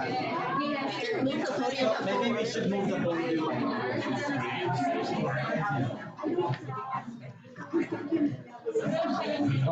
And I said She will show it. Okay, so just go ahead. So what should we show something on Zoom? Not necessarily. Oh, on Zoom? No, we just have speaker. Yeah. Oh, so can be just her. Do you want to turn off the projector while it's like, do you want to? But people will see. Yeah, it's just turn off the projector. But on Zoom, they can still see. But here, since it's not. Yeah, okay. I had a bigger backdrop.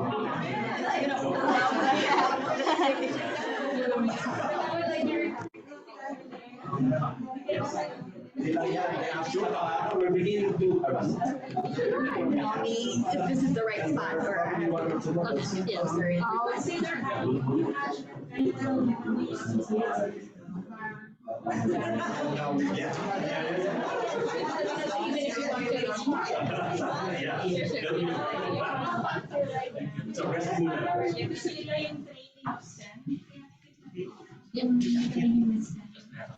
Yes.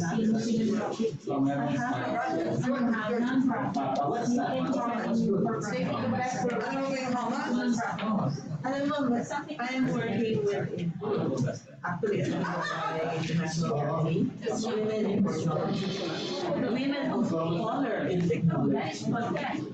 Yun, so kasama din yung Bill Thomas, kasama din yung Bill Melinda Gates.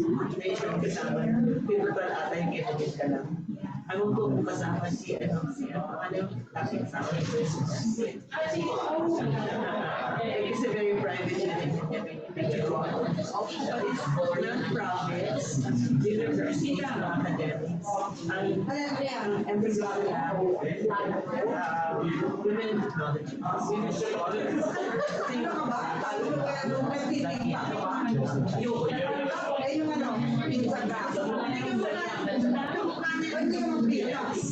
You know, pero okay yun.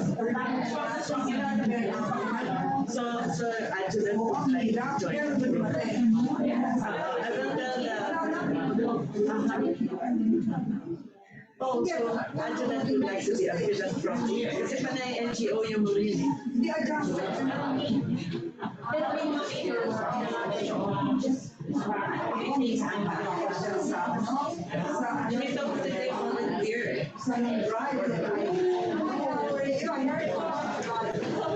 Mrs. Bond, kasi daw kami James Bond. Joe Bond yan. I thought you were going to say someone added a mission impossible. The combination of action thrillers. So it's starting 1 minute.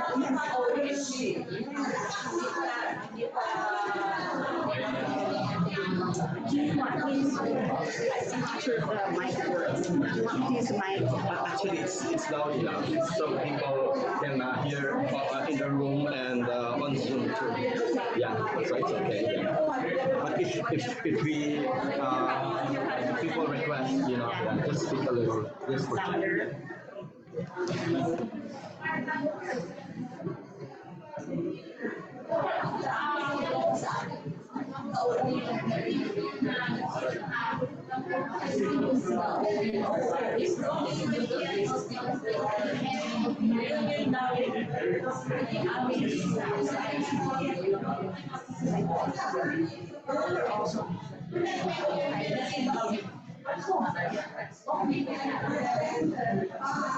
We were in the same school.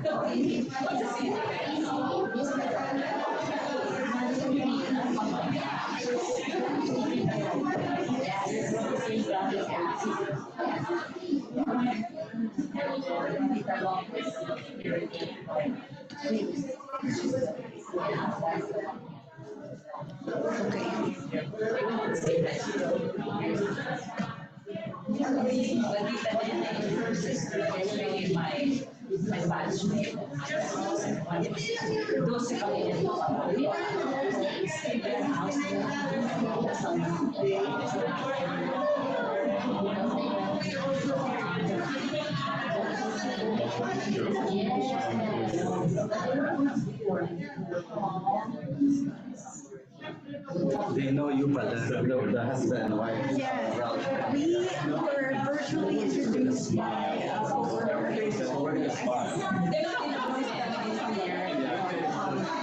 one time I went out to Melbourne to meet other Filipinos. That was the last one I attended.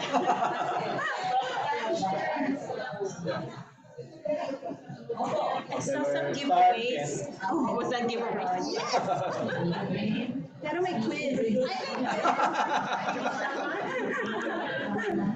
Kailangan yung tama na answer.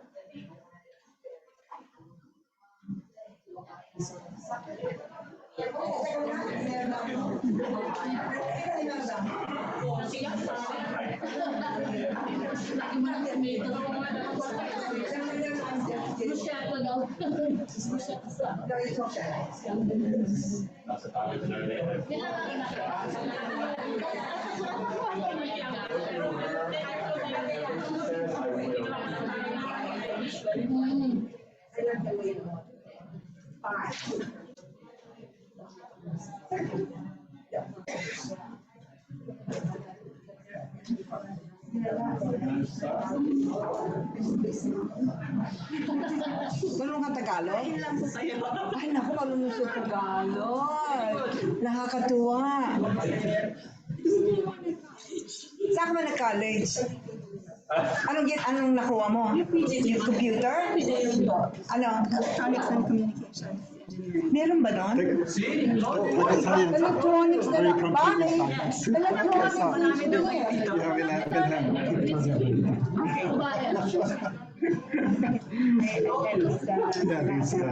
I will Google Carnegie Mellon if they have it. Okay, we'll start in 1 minute. 60 seconds.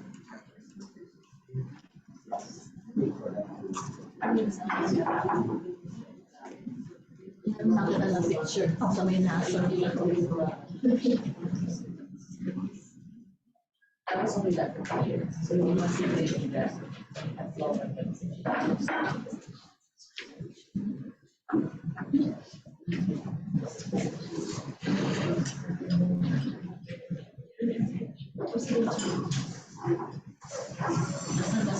Justine and restart. Yeah, on the ring.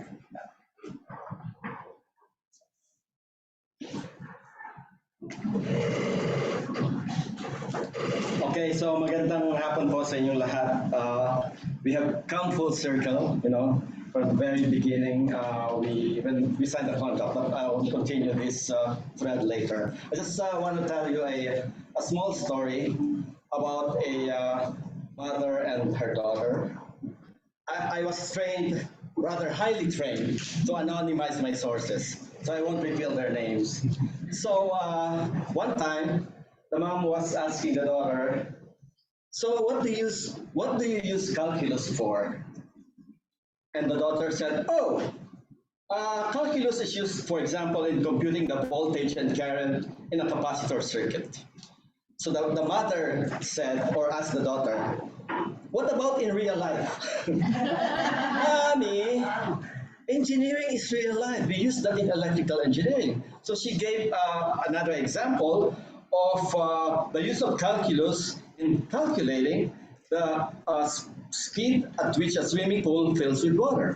So calculus can be applied by considering the rate of change of the volume of water in the pool with respect to time. So real life. And now we will be listening to real life, examples of engineering. And I've said we've come full circle.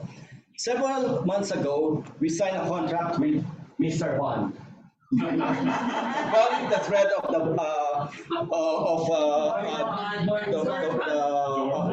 born bond nexus or the born bond crossover, we are completing this action thriller with Mrs. Bond. So our speaker for this afternoon's last session and this conference last session is none other than engineer Josephine Santiago-Bond, who grew up in the Philippines, half a world away from NASA Kennedy Space Center. NASA was something she had only read about in history books or occasionally heard about on television. After finishing BS Electronics and Communications Engineering from UP Diliman in 2001, she landed her first engineering job at Daktronics, Incorporated, designing sport products, and was accepted into the MS Electrical Engineering program at South Dakota State University, where she also served as a teaching and research assistant. In 2003, she spent a summer at NASA Kennedy Space Center to test electronics she had jointly designed with her academic advisor. The excitement and encouragement of her family and friends fueled her interest in a more permanent career at NASA, starting as a graduate student cooperative intern in 2004.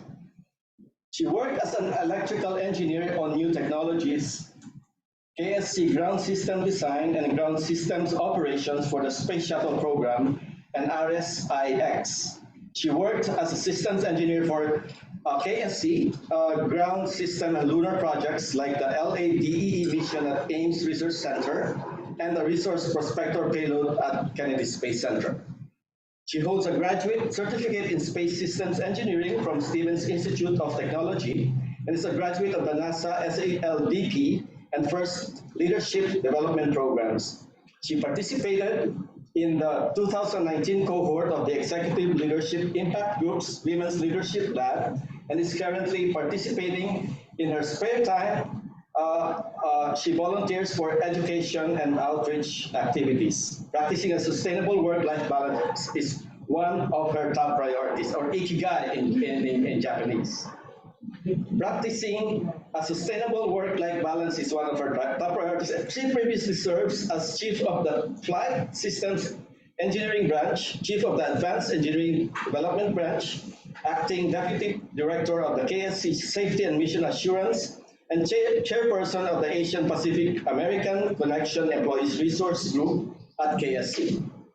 With help from her husband, parents, mentors, and coaches, she currently serves as the Chief of the Institutional Division of the Kennedy Space Center Safety and Mission Assurance while devoting precious time with her 10-year-old son.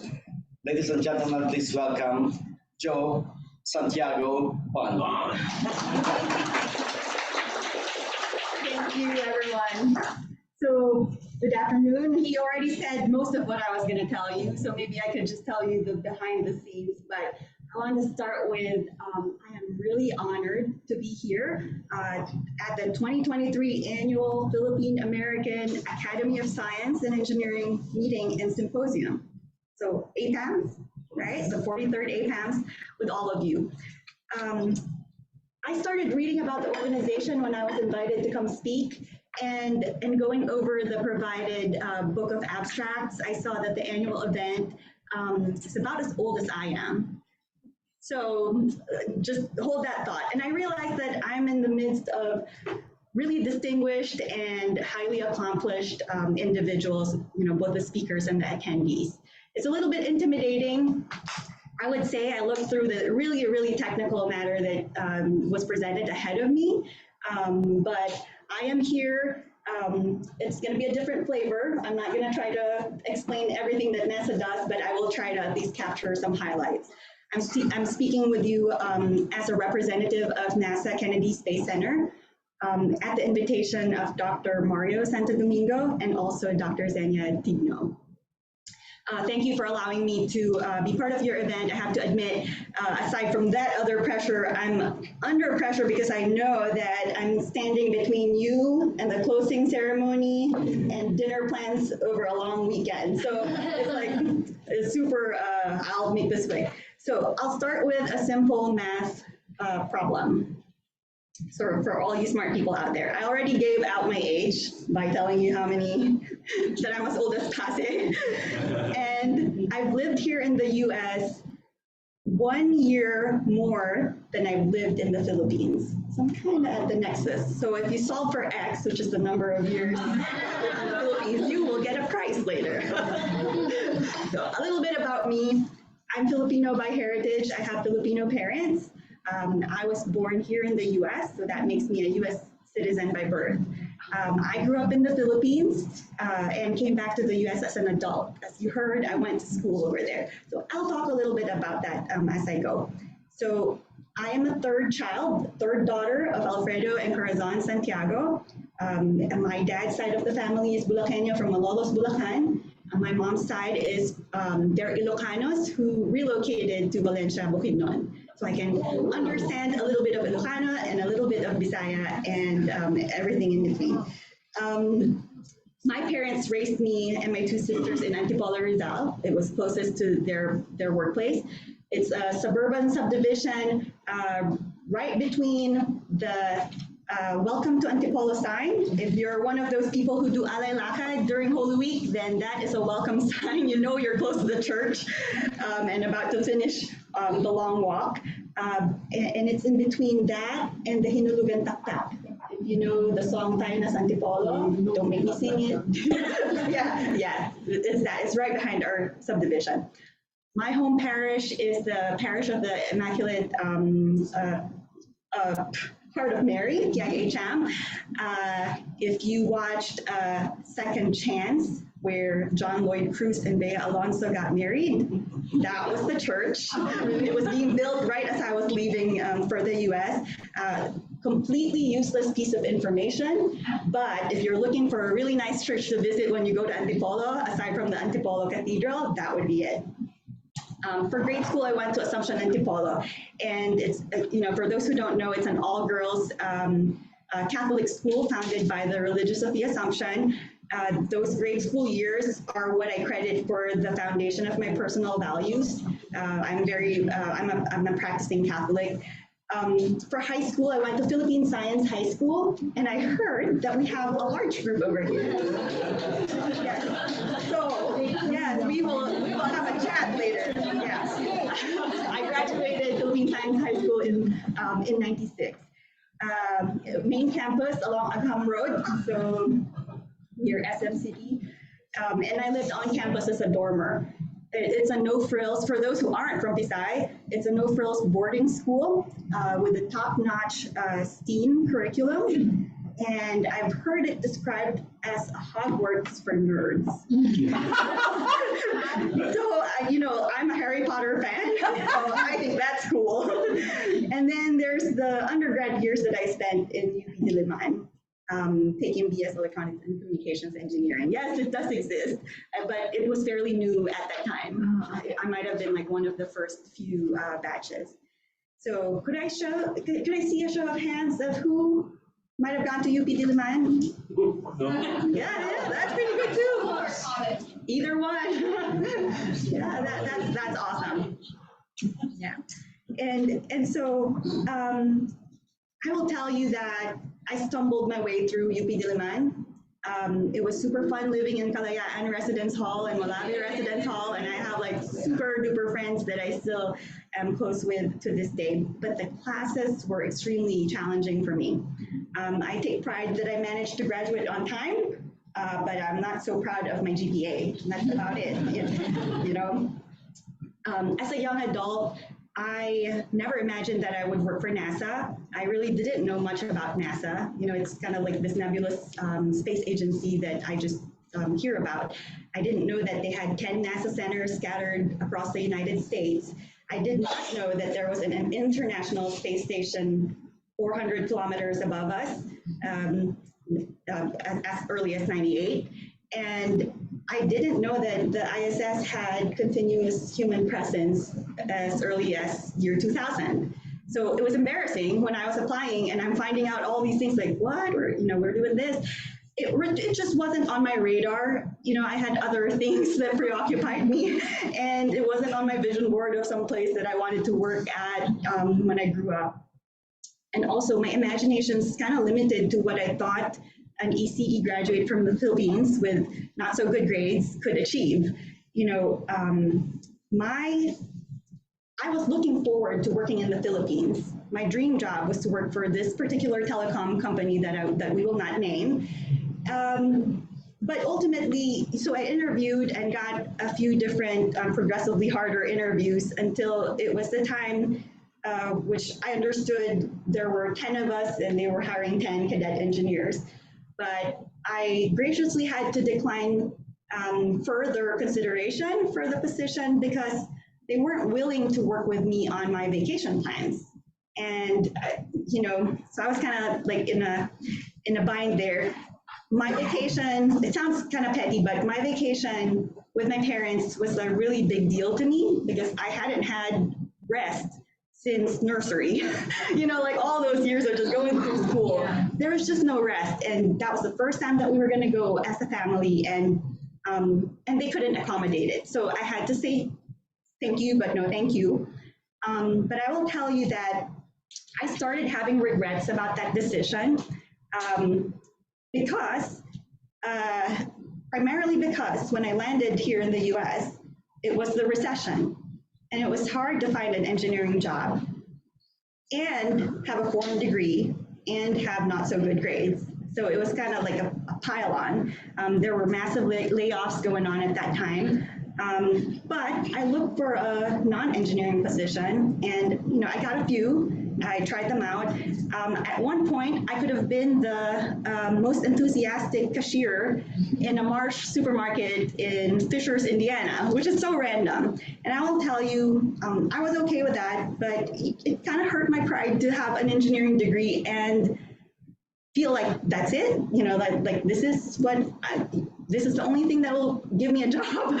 And so, but you know, that didn't stop me from moving forward, applying for more jobs. I did it with work ethic, and I credit my parents for this. You know, no job is beneath me. It is infinitely better to have that than to be jobless and be financially dependent on my retired parents. And so I took that. I have to admit, it's just a little bit, the temporary nature of it made it better, but it hurt my pride a little bit. After trying a variety of temp jobs, I decided to move in with my sister, who was in South Dakota at that time with her family. Both she and my brother-in-law were taking their grad studies in South Dakota State University. And at first I got a job there, and then later I also decided to enroll and apply for a master's in electrical engineering, which turned out to be a good move on my part, not only for the degree, but also, you know, it kind of bought me time out of the recession, and I had a chance to change a few things. So we'll talk about that. So from there, I met my graduate advisor, who offered me a career-changing opportunity. So he was headed to Kennedy Space Center, and I was his teaching assistant at that time. And then I moved on to being his research assistant. And he had offered for me to join him there for a whopping $5,000 to come to Florida, like haul everything that I need, be in charge of my transportation, my rent, and everything else that I have to spend for, to help him out on his research. So that was a losing deal financially. It was not, I recognized the opportunity and I seized it, but it was an opportunity to spend a summer at Kennedy Space Center with my advisor to do some research, which came with its pros and cons, namely the internship expenses, plus my ongoing expenses in South Dakota just did not fit in that grant money. But I would be participating in this research that I otherwise would not be part of. And it's temporary, it's only 10 weeks. And it's it's just some kind of opportunity. I was in it for the experience. So I took the hit. I said, I can recover, you know, I have some savings, I can recover after that, which was a great, great move on my end because it opened a few more doors for me. It's like paying a little and then gaining a lot. So I drove for 3 days. down to Florida because I was like calculating car rental. No, I can't afford that. So I said, I'm gonna haul my little car, pack everything in it that I need, drive down to Florida. So I did that in 3 days without a GPS. I don't know how I did it. I think AAA triptych, I think is what they call it. Yes. And I knew that I made a good move in coming down to Florida as soon as I saw the palm trees somewhere in the Daytona area. Yes. You know, I was making that drive, and I'm like, if you've been to South Dakota in the winter, you know that it's an ice box. And so that, you know, drive and seeing like palm trees welcoming you was more like home. It's, you know, the weather here is so much more like the Philippines, and it just seemed more like home. So at the conclusion of that summer experience, I thought to myself, you know, this could actually be a career for me, you know, when I see what it takes to continue working here. And, you know, I recognized right away, I like the mission, I like the workplace culture, you know, I like, you know, basically the people that I was working with at that time. So from then on, I applied for an opportunity to work at KSC as a graduate student intern. This time I got paid enough. You know, they actually pay their interns like a good rate that would you don't feel like you're poor for that summer. But so I went ahead and did that until I graduated, and then they offered me a full-time employment. So I may not get rich as a federal employee, but the job stability is top-notch. You know, so for those of you who know the federal government. So good grades were very important in me getting my foot in the door at NASA. And like I said, I didn't have that coming out of UP, but when I went to grad school, it was different. You know, I had my priorities straight. It was expensive. I heard you guys talking about like how expensive grad school is. It was expensive. I had to take out a federal Stafford loan for the first year, and I was in out of state. I was paying for out of state tuition. So after a year, I started working for the university, and you know that cuts my tuition by a whole lot. So I redeemed myself. I feel like that gave me a second chance to redeem myself and my GPA. And building a network, you know, building the authentic relationships, even over that one summer, you know, I met a lot of people, and I really tried to put down roots and meet people. That's how I heard about rare opportunities, like how you can do things. And in some cases, that's how they take a chance on you. They may not know you real well, but then if someone vouches for you, then that goes a long way. Those people who vouch for you know what you're capable of, and that really goes a long way. They can advocate for you when you're not in that boardroom or conference room. So I was attending a university, South Dakota State University, which did not have a cooperative internship program, but that didn't stop me. You know, I had conversations, and so this is I think as I grew here in the US, my assertiveness level kind of shot up. I would be deathly afraid of picking up a phone and cold calling someone in the past, but here's where I'm like, I have to find out. So I'm on a mission. So I'm gonna contact whoever it is that needs to be contacted. So if it were not for my network at NASA, I would not have figured out how to make the internship possible for a school that did not have that cooperative agreement. So after almost 20 years at NASA, here I am.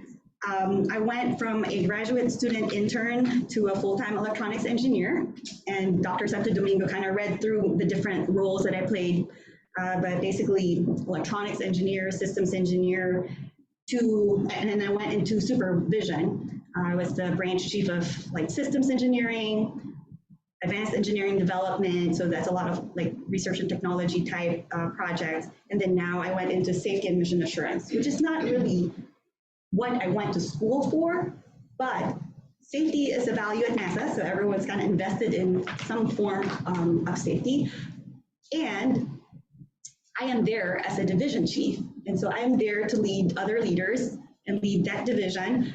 I am no longer the subject matter expert. Nobody expects me to be. You know, I just have to be smart enough to keep up with the discussions and drive a vision. And so I push boundaries for activities at KSE where there is little precedent. We do a lot of things that you can't just go look in the industry and say, how do they do it over there? Nobody's done it. We are opening our doors now as a multi-user spaceport. It's a premier spaceport right now. If you hear of the various rockets, chances are they're launching out of Kennedy Space Center. And if it's a human carrying rocket, it is coming out of the Kennedy Space Center if it's coming out of the US at all. So what do? I make risk-based decisions every day, and I make sure that our employees go home safely every day. And that's like broad statements that have like 100 things behind them. Safety, like I said, is one of our core values, along with excellence, integrity, teamwork, and inclusion. And on a daily basis, my day is filled with a lot of meetings and sometimes hard decisions because people's lives are at stake.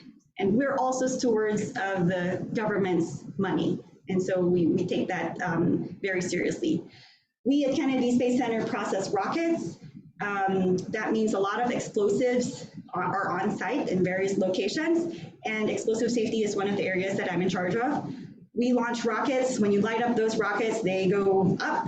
That means risk to personnel. The bigger the rocket, the bigger the risk to surrounding areas.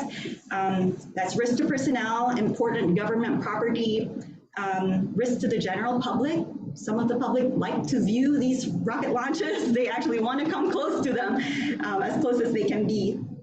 And that also includes the safety of the countries that we fly over. So like more frequently now we've been flying over Bermuda, so we have to account them into our calculations for risk. And we only launch when there is an acceptable level of risk. You know, the mission can always wait. We can't sacrifice people and important government property. So there's lots of construction on center, and construction safety is one of the areas I'm in charge of too. We have partner activities going on. You hear about the SpaceX's and the Blue Origins and all the other up and coming aerospace companies. They most likely have a presence at Kennedy Space Center. We have a lot of lease agreements going on with various partners. And so we've transformed the Kennedy Space Center, like I said, to a spaceport. And we can talk a little bit more about what that spaceport looks like. But in the past 5 years, it's looked very different. I would say, I'm doing my math, in the past 13 years, the landscape has completely evolved. We went from having space shuttles and tiny rockets to a lot of different sizes of rockets. Of course, we don't have the space shuttle, but if you go to the Kennedy Space Center tomorrow, then you'll see it. See one of them at least, Atlantis. So I'm no longer building electronics myself.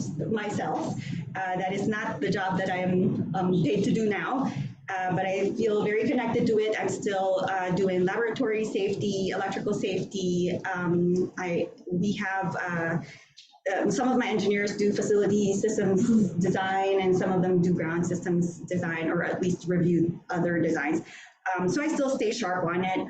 I think you gain a little bit of respect from your employees if they know that you're not like just pulling it out of thin air and you actually have a good understanding. There's other things that we look at, like close calls and mishaps, and trying to really push down the amount of accidents and damage across the center to low levels. And we always compare it to what is mandated by OSHA for that type of work, like what is the limit that OSHA considers like acceptable, and we are way lower than that. You know, I'm proud to say that we are very safety conscious over there. There's, now talking about Kennedy Space Center, again, you're gonna see it, and we have a video later where you're gonna see a little bit of it, but I didn't want to steal that thunder, but I'll describe Kennedy Space Center, for those who don't know, is over there, really as part of the Cape Canaveral. It's launching humanity's future. Right now, only place that you can launch humans here in the US. To actual space, not like the suborbital flights. But it's like a small city with over 10,000 workers. 2,000 of them are civil servants, and then we have our contractors, and we have some partners, and so that number kind of ebbs and flows, but it's right around 10,000. We have 6,000 acres of land, and this is for facilities and roads and just nature. We have 7.8 million square feet of building area. That is a lot. Like, it looks like a large place, but it's also, we have a lot crammed into it. And 564 miles of roads. It's a city. I mean, when you think about, we have our own utilities, we have our own environmental considerations. It's a spaceport with rockets and airplanes, not, kind of imagine an airport, but this one has rockets and airplanes. But it's also co-located with a wildlife refuge, which houses protected species.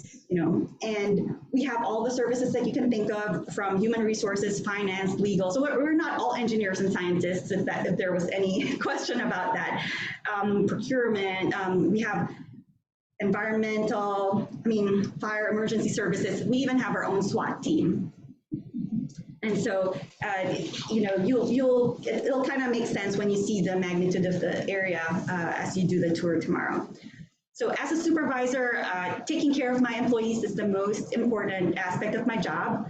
I lean forward to create that culture that's more than just safety compliance and checking for engineering and safety goodness of their work, but really I want to develop that culture of being proactive partners to the other organizations that we support, and truly caring that my employees are kept safe, and really not just my employees, but the employees of the Space Center, because I am in the institutional division. It's the whole institution, the whole Kennedy Space Center. Sometimes that means taking care of the hazards, minimizing the hazards that are around. It's already hazardous to begin with when you're talking about rockets, but there's like the other things like slips, trips, and falls. You wouldn't believe it's always number one on the accident list. And I do my job so that people go home safely, and that's a really tall order. There have been bad years, but in the 4 years that I've been in safety, thank God, none of that. So I know it doesn't really sound as exciting as, I designed this, board that flew out there. I leave that to my husband. My husband is highly technical. He's electrical engineer through and through, doesn't want to go into supervision. I get that. But, so I'm a different animal now. But just thinking back to the Maslow's hierarchy of needs, you have to really secure the safety and security of people first before you can even talk about psychological needs, like belongingness and relationships and feelings of accomplishment, before you can even expect people to achieve their full potential. So you really have to get into the basics of it. Well, there's also food, warm food, that kind of thing, but we pay our employees, so we expect that kind of goes along with it. So I will share with you that NASA has been ranked the best place to work in the federal government for an agency of that size, which is a big size, for the last 11 years. And out of the 10 NASA centers, Kennedy Space Center has been ranked the top of the NASA centers the last 5 years. So that is the Federal Employee Viewpoint Survey. Is a survey that all federal employees are asked to take. And we have a high participation rate, so there's confidence in the data. But that's just a testament to the culture that we've created over there. I would tell you that it is one of to me, it's the most inclusive workplace that I have been a part of. I never felt targeted for being female, Asian, or whatever it is, and of course I couldn't tell, there might be other good places out there too, but in my experience, it's been the best. I can truly say that they live up to the values that they promote, So I will pause right here, and if you can play the 3-minute video, that should capture a lot of the activities that we've been busy with into 2023, and then I can recap a little bit.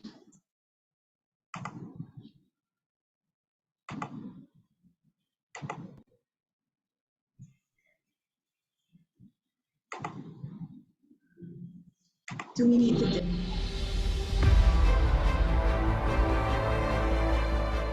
We're never going to stop exploring the unknown in air and space.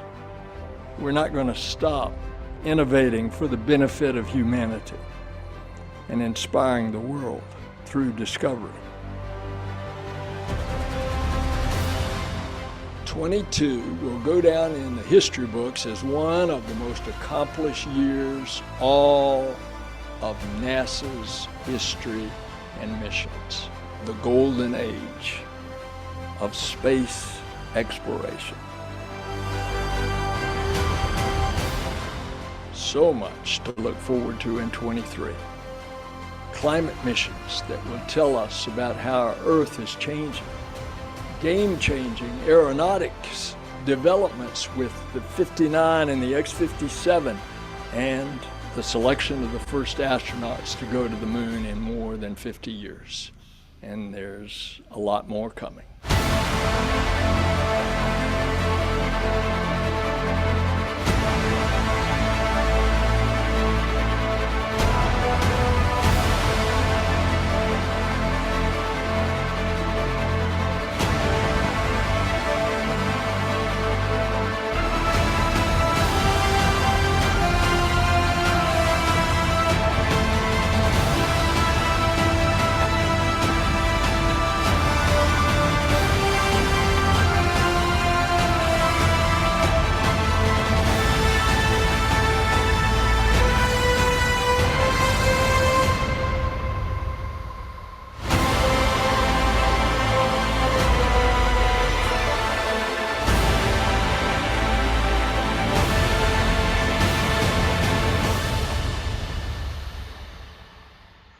There was a philosopher, a historian, someone who had a great grasp of the future named Carl Sagan, a scientist.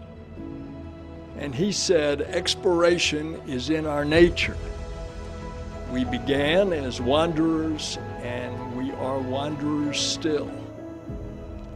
We have lingered long enough on the shores of the cosmic ocean. We are ready at last to set sail for the stars. We have set sail for the stars. Now we're going to reach out to the unreachable stars.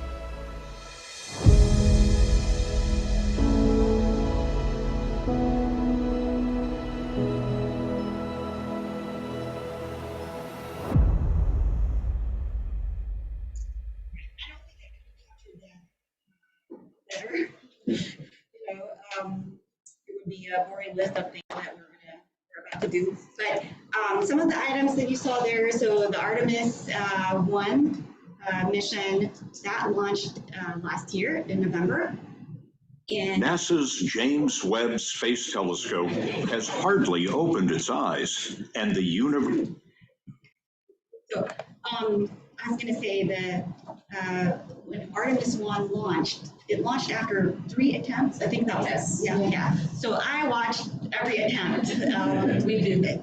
Yeah, we were there at the viewing area. That I had a placard for it that day, and it was so hard to get out because there were so many people. And then the second attempt, I was just getting in, and then I found out it was canceled. So it saved me the effort. The third time, my family didn't want to come along with me anymore. And I kind of got guilted into actually going because there was someone from Washington, D.C., a Filipina acquaintance of mine who flew from D.C. and his brother flew from Los Angeles. And I was like, I feel bad now that I'm not going to watch it.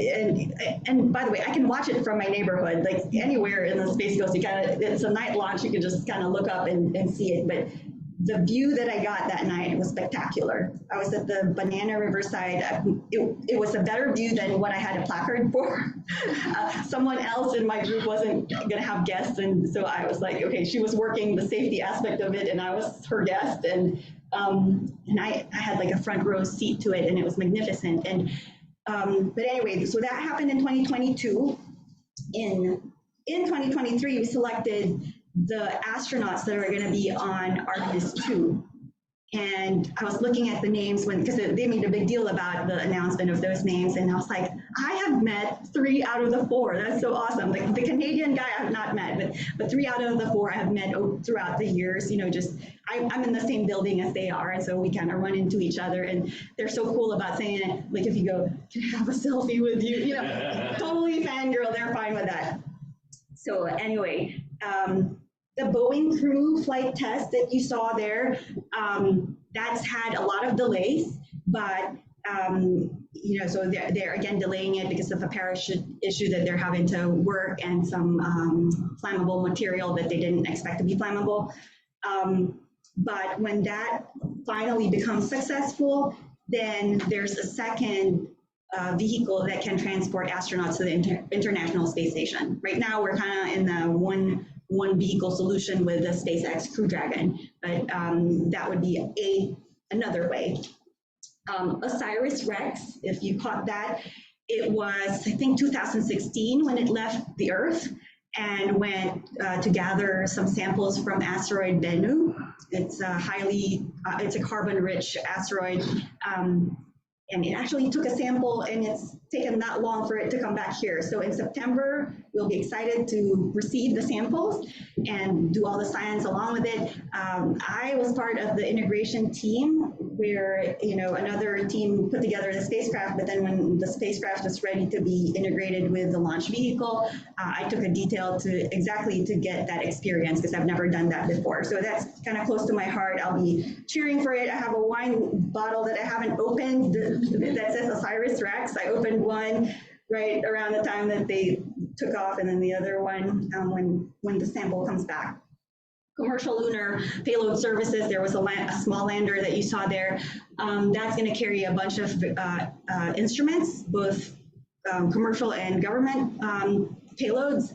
And one of the projects that my husband and I worked on, it's a mass spectrometer that we worked on at different points in our careers, is finally going to get on that, you know, after many canceled vehicles that it was going to get on. You know, finally we're going to maybe see it happen later this year. Psyche mission, it showed there a metal-rich asteroid. So we're seeing the asteroids are not like all the same. They're not all like same rocks from the river. So that's one of the biggest missions of the Launch Services Program for this year. The award for the second human landing system, when we go to the moon, when we finally take humans back to the moon, we already have a contract with SpaceX to provide the human landing system, and now we have a second provider, which is Blue Origin. And we love our dissimilar redundancy because these things take a long time to build, and you don't want to put all your eggs in one basket. And NASA doesn't want to do all of these things ourselves either because we have limited budget, and we want to make sure that we put our budget in the aspects that the commercial world can't tackle, right? And so we're going back to the moon, we're visiting asteroids, we're, you know, kind of preparing for our presence on Mars, continuing human presence in the International Space Station until 2030 is, I guess, the date that was set. And then also doing everything that we can to improve life on Earth.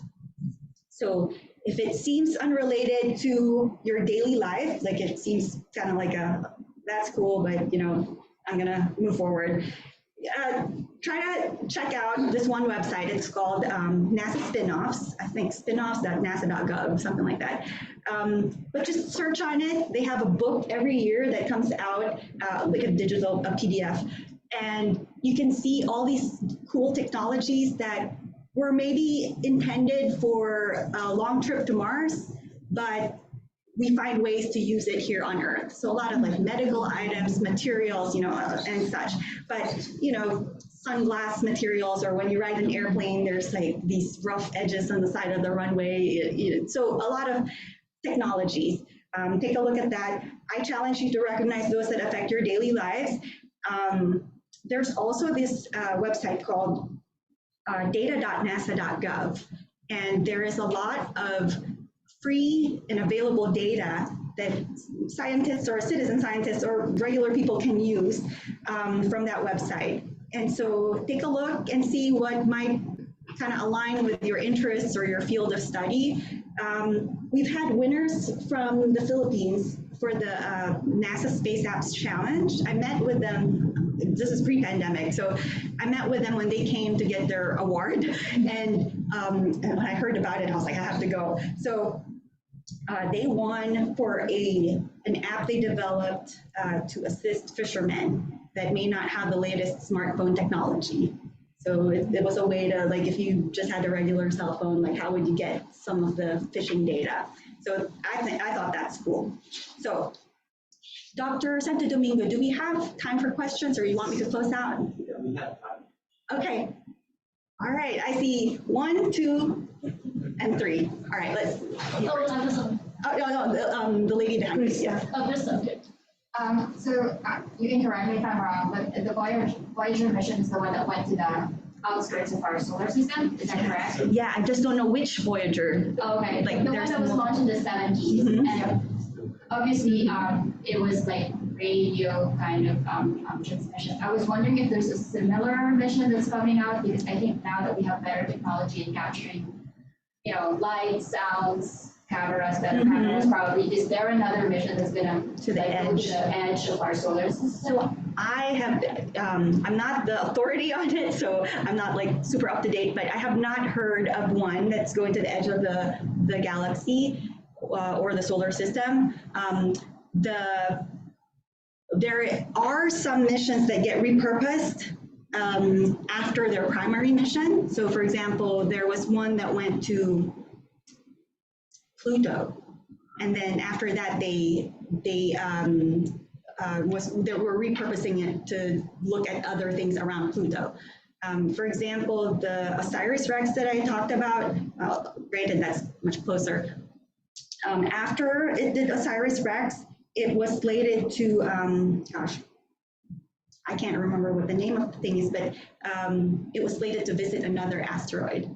And so if the spacecrafts are designed to do the primary mission, and if they survive the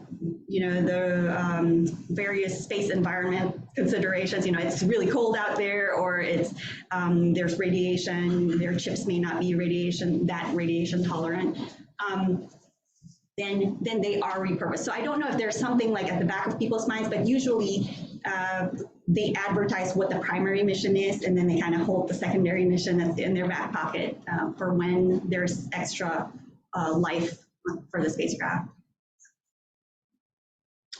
Joyce. So in December of 2020, we happened to be at this warehouse place on a back road in Melbourne.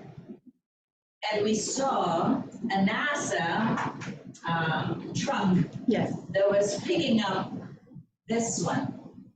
It's called Mervin. Oh, let's see.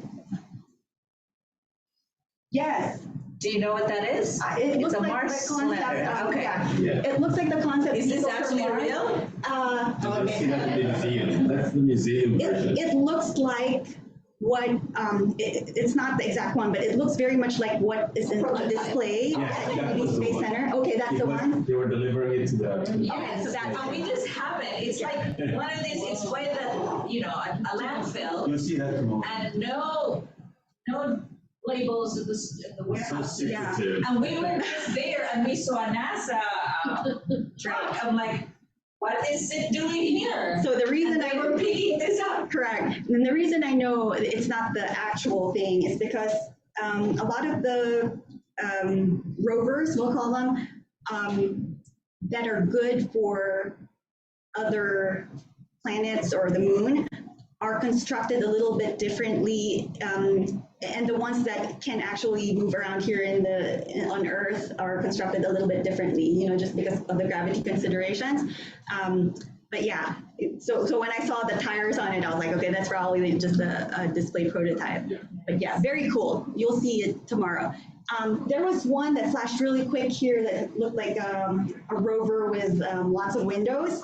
I had the pleasure of driving that up the hill in Johnson Space Center, like maybe over 10 years ago now, but I couldn't drive it down because it was so steep. Like I just felt like the whole thing was just gonna tumble down, but it was another concept vehicle where they were trying to figure out how to overcome when you go to the moon, the regolith is really sharp and they stick to the astronaut spacesuit. And so that was a problem during Apollo, and they were trying to figure out how to overcome that. And so that concept vehicle was where you could kind of, as an astronaut, you could kind of back into the vehicle and then remove your spacesuit from the back of the spacesuit and leave the rest of the suit out, so it never comes in the vehicle with you. But so they have a lot of these concepts that they try to develop. I think every year they have what they call a lunar analog out in the desert, and like they'll pick either in Hawaii or like Arizona or New Mexico. So they'll pick a site where depending on what their objectives are for the year, but they'll do some kind of lunar analog to test out either like partial technologies for rovers, or sometimes it's just behavior, like how would I use this if I was an astronaut, so they have a lot of that. That's cool. Thanks for sharing. Let's see, who is the number 3 user? Yes. I was just wondering, we all know NASA to be associated with engineers and hard sciences. Yes. I was just curious, how about the biological sciences? Is there a space yes. for the biological science perspective that NASA offers?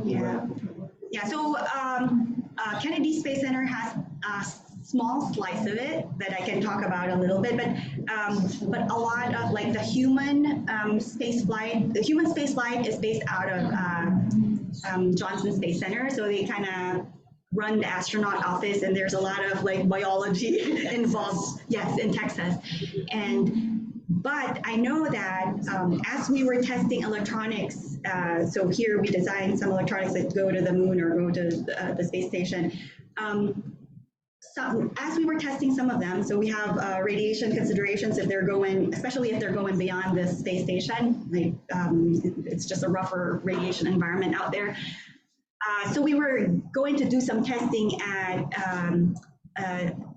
Brookhaven National Lab over in Long Island. Yeah, so we were going to use their facility over there. When I was signing an agreement to use the facility, there was another group that was also wanting to sign an agreement, so we kind of just went in together, but they were in the biological sciences arena. So they some of them are balloon experiments, but then some of them they actually shoot radiation into cells and see how they perform. But I do know we had a payload that went up on a balloon down in the South Pole, and as part of that experiment were some biological tests. They want to see exposure and what that does to certain cells.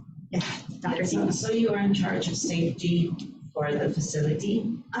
So I have a boss, and he's in charge of all of safety at Kennedy Space Center, but the institutional division is in charge of the facility systems and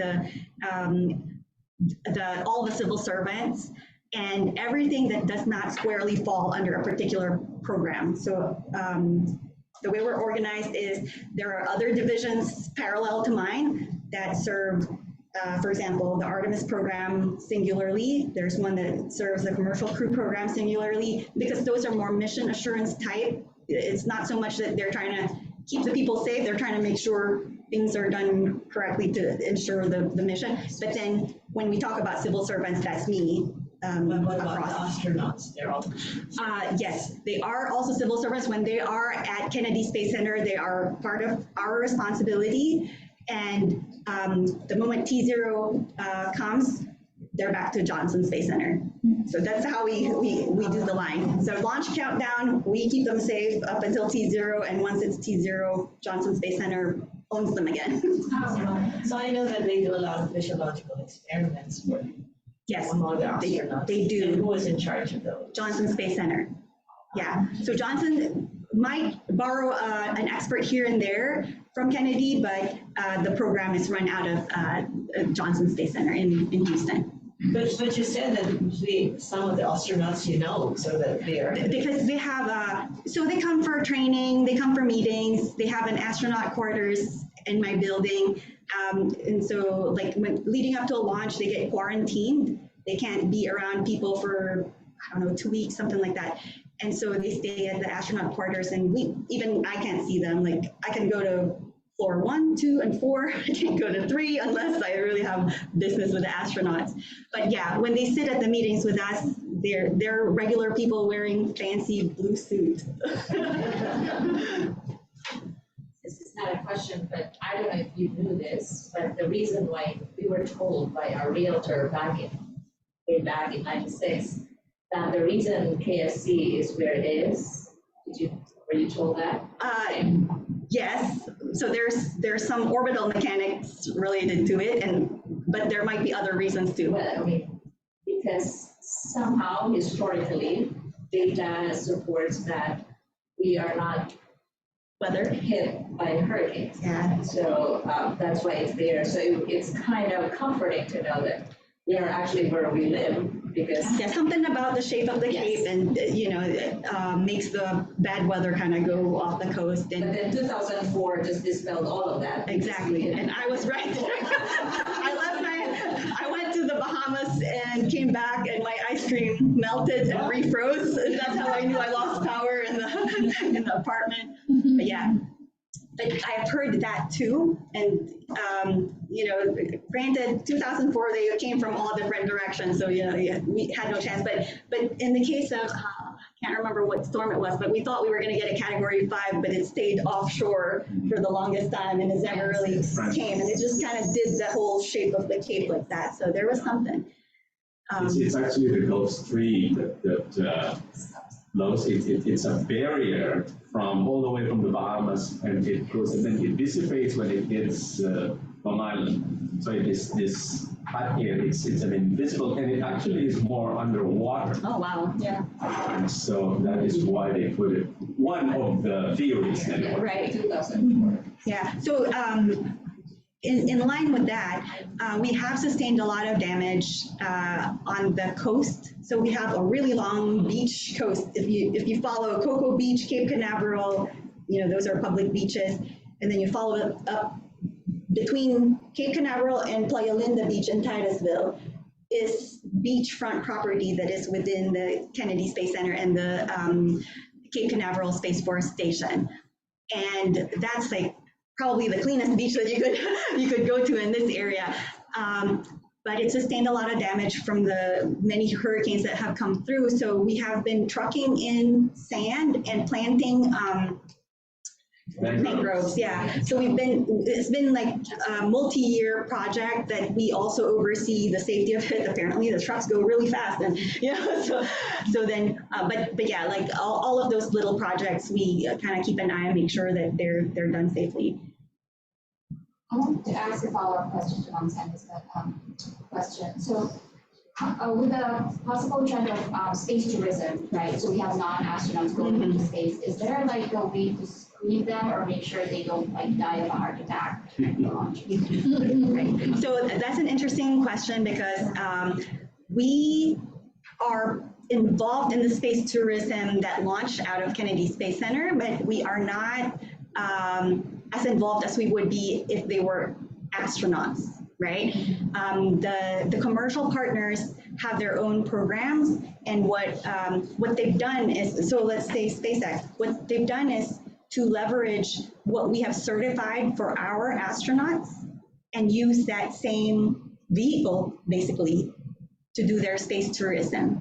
So then there's a high level of confidence that it is, as if they follow the same processes that we've asked them to do for our astronauts, then there's a high level of confidence that their astronauts are safe too. We have, yeah, so like the minimum health requirements, or, in the past, the astronauts had to fit within this box. They had to be between this height and this height. They had to, so those don't really apply to the commercial world. But the systems that they use are the same so far. Now the other companies, they don't have a NASA version of what they're doing. So we are less involved there unless they are heading to the International Space Station. So if they're heading to the International Space Station, then there's a level of responsibility that NASA has now, and there's an interface, and it's they shouldn't harm that side, and we shouldn't harm them too. So we now have shared requirements. Yes, sir. Before we close the session, I'd like to ask my 2 questions. Yes, we have 3 young women here at various stages of their educational career. You know, one a high school student, one just completed college, and one is in medical school. What would you advise them as they explore their options in choosing a major, choosing a career, or choosing their specialization? Based on your experience. Yeah, that's tough because I am the person who wasn't sure that I wanted to do ECE until I had to like really write it down.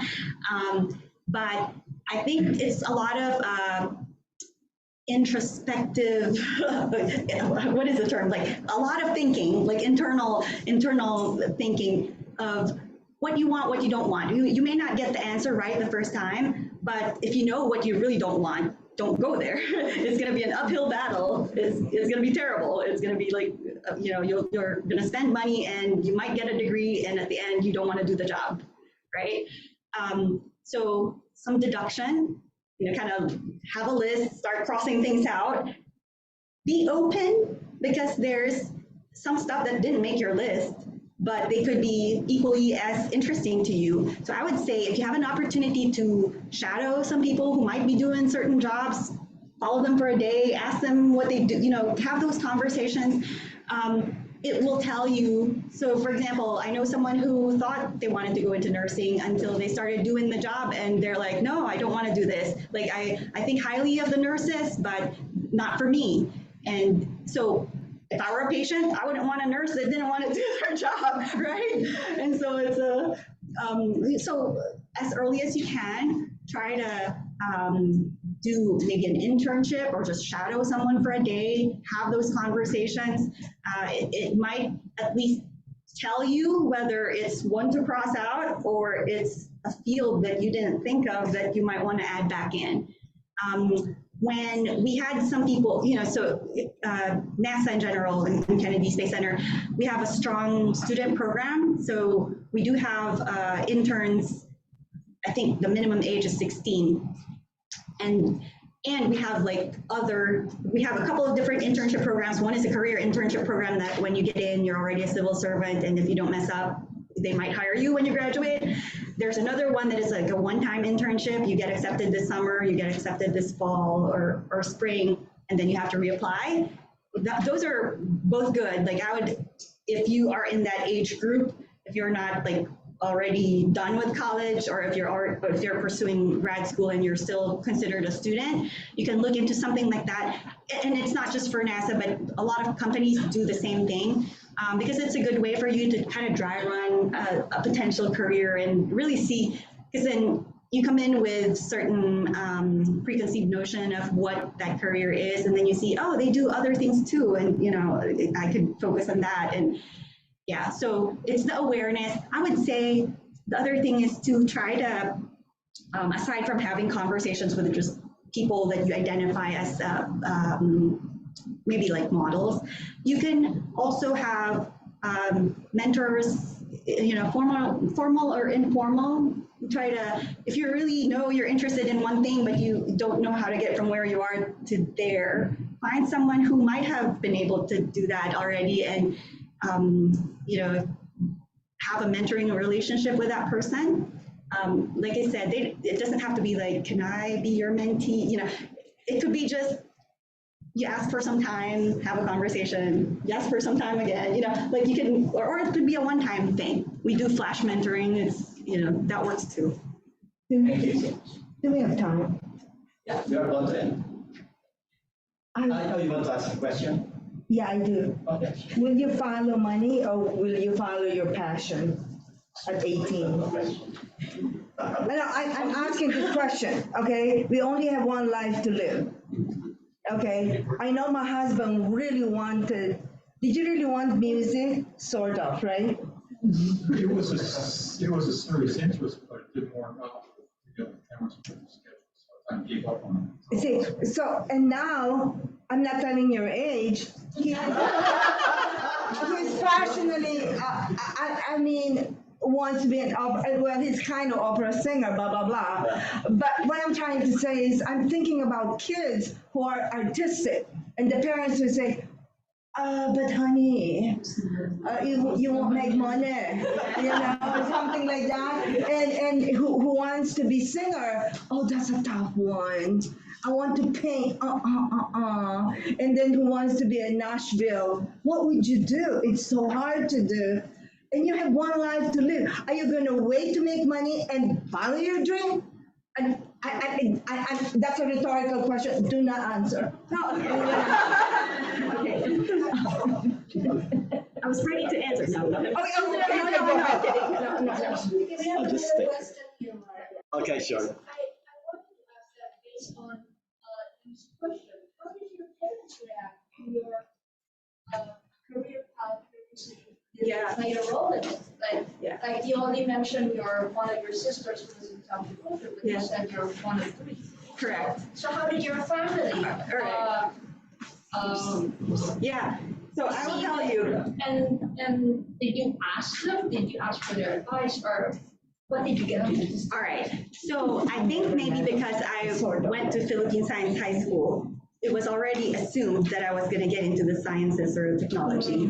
You know, so that was kind of a given. You know, once you enter the school, unless you want to pay up, you know, pay back the government for the investment. But and so there you go. My choices were kind of limited like that. But I know people who went out of the box and pursued something completely different, and that worked out for them too. But in my case, I didn't have to make my parents accept that it's going to be science or technology, engineering, because they already knew what I was getting into when I went to high school.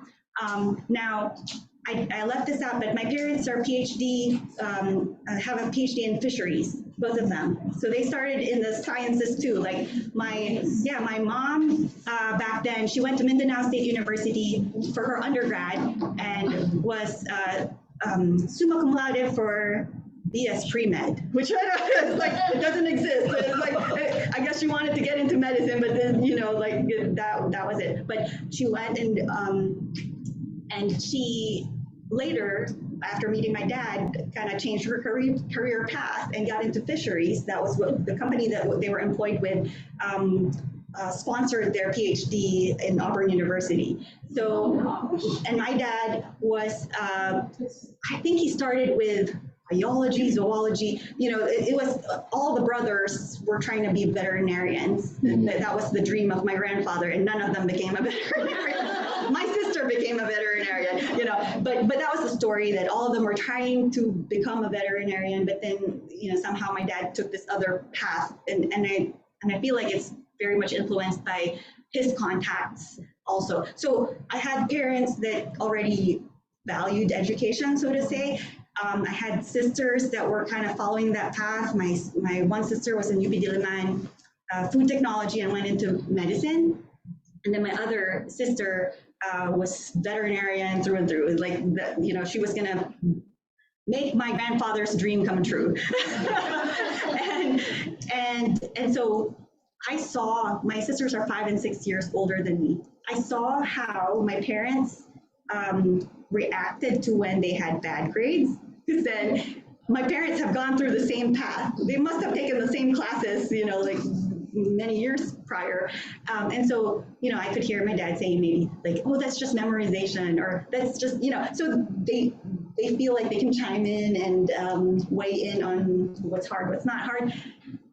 I had this thought that I'm going to go away from that and get into something that, is equally acceptable in their eyes, but maybe is not too familiar with them. And that is the rebel in me. But at the same time, I was like, I will tell you that I did not have aspirations for the arts, but if I had it, I might have been held back by the practical side of me.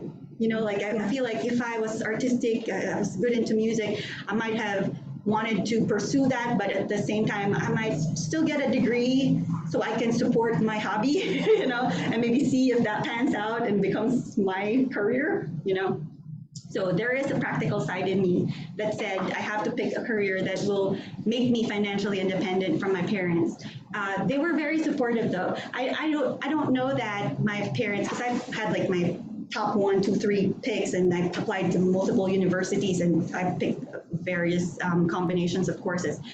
I never once heard them say that, not that, pick this, you know. So they really didn't try to steer me that way.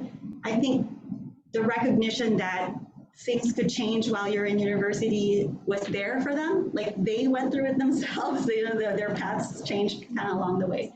So I was fortunate from that aspect. No, not much pressure. Last question from my wife. What did you do to get the position you're right now? Considering you're a woman of color. Mm-hmm.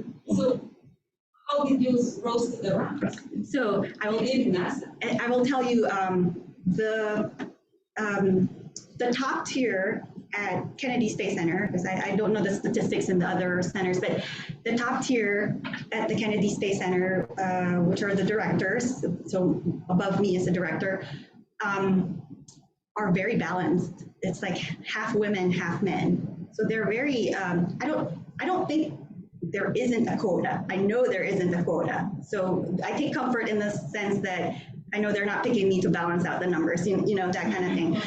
But there are plenty of women to choose from, is my point. Like there are plenty of high-performing women to choose from that they're not having to pick a massive amount of men because there's, you know, no other women that are qualified in applying for these positions. But step number one is to apply, put yourself out there. I think, so you had mentioned, Dr. Santiago-Bond, that I was chairperson of the Asian Pacific American Connection. It's an employee resource group targeted for Asians, but it's open for everyone.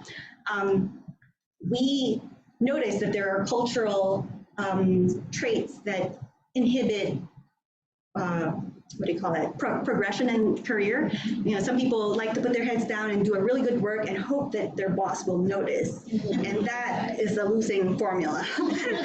You know, so there is some self-promotion involved. You know, I don't think so. Like I told you, my assertiveness level kind of moved to the right, but I don't think I could ever be at the line of like like too assertive, like the borderline. So I don't know. We'll have to find out from my employees, but yeah. So I think that I've moved to the right, but culturally I would probably have a hard time really being the aggressive type. Like I'm just kind of inching toward assertive, and so I put myself out there. If I am interested in applying for something, I make it known that I'm interested. I have an individualized development plan that is optional. And you know, we're asked, if you want to share your IDP, do so. Of course I'm going to share it, because I want my supervisor to support me in the plan that I have, or I want to know if my boss won't support me, and then I have to think about another strategy, right? And so little things like, I want to take this class, I want to go to this thing, and you know, so I can kind of gauge where I am in terms of, am I following the path that I've set myself for? But yeah, applying for it and not being afraid of the rejection. It comes. I've been rejected a few times, but you can't win if you don't put an entry in, right? Yeah. So, I have a question. Is there a gender? Excuse me. Is there so? Do you think there's no more gender gap? Yes or no? I think there still is. I think that, and I say it because it's both ways, right? When, for example, women wanted to be treated fairly and equally as like men, but at the same time, I see behaviors that this is a small sample size, right? So I have a division, I advertise X amount of positions, I get applicants. The men that interview and are qualified and we select try to negotiate for a pay bump. None of the women that I interviewed even asked. They were taking the first offer that we gave. Really? So I'm kind of like, Yeah, that was me. I didn't even try. That was me. I took the first offer. I was afraid to say, I'm turning that down. Please reconsider the step. You know. Yeah, but I mean, it's an anecdote. It's a small sample size. But you know, my point is that sometimes we do it to ourselves. You know, we have to know.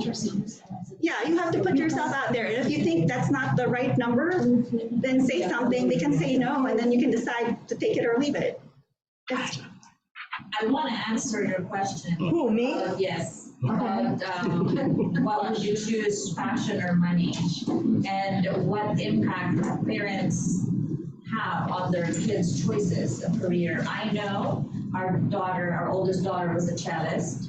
Outstanding. An outstanding cellist. And she loved it. All state. And she wanted to go into music. And I put my foot down, and exactly the same words you just said. There is no money in music. I said that, I will admit that. And you know what she said? Well, I will just mark this, Mom. I will be forever unhappy, but I will follow you. I will do what you want me to do. Forward now, she is a successful pharmacist.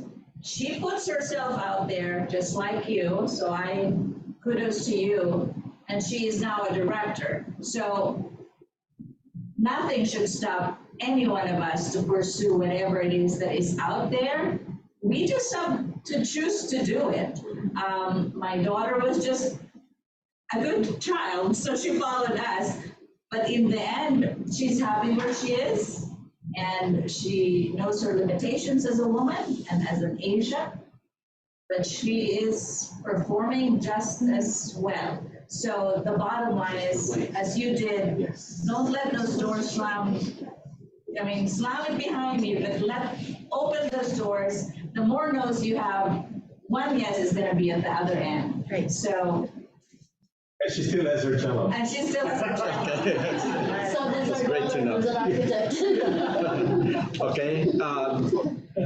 Final questions. All right. Practical, immediate. What time would you advise us to leave the hotel tomorrow? It takes 50 minutes from here to NASA. But we know there might be lines. Number two, according to the website, it takes 2 days to really, see everything. But what would you advise would be things that we shouldn't miss? Oh my gosh, I wrote it down. No. Oh.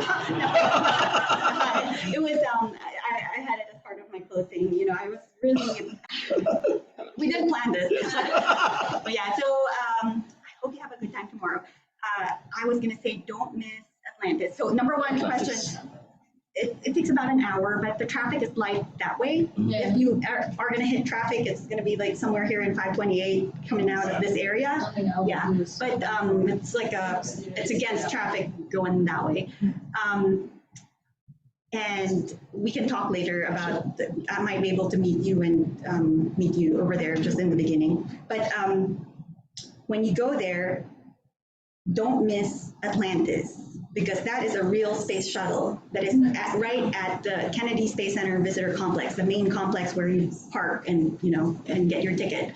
But also, as part of the general admission, is a bus tour that takes you out to the Apollo Saturn V Center, and there is a real Saturn V rocket on display there that's kind of taken apart in segments, but you see the whole thing, and there's a lunar lander, and there is a tiny moon rock that you can touch. And, so I mean, it's nice and shiny now because you lost touch it. But so bring out your hand sanitizer after that. But you can touch it. You can say that you've touched a moon rock. And so anyway, that's the one stop that the bus tour takes you to. I'm trying to think, what day is it? Tomorrow there is a rocket launch. I think. Oh, you need to pay extra. No, you don't. I have seen it. Okay, I take it back. It might be test firing or an actual launch. I'm not sure, but in any case, if it's already sitting at the pad, the bus might just point that out to you on your way to the Apollo Saturn V Center. So if you're lucky, you might be able to see a rocket, a SpaceX rocket. and back to the visitor complex. So the bus takes you back and forth. It starts from the visitor complex, takes you inside the gates of KSC, and then brings you back. But so definitely check out Atlantis. There is a new building called Gateway, and inside it there is a Falcon 9 rocket. So if you don't see the real thing standing up in the pad, then you would at least see one that's on display there.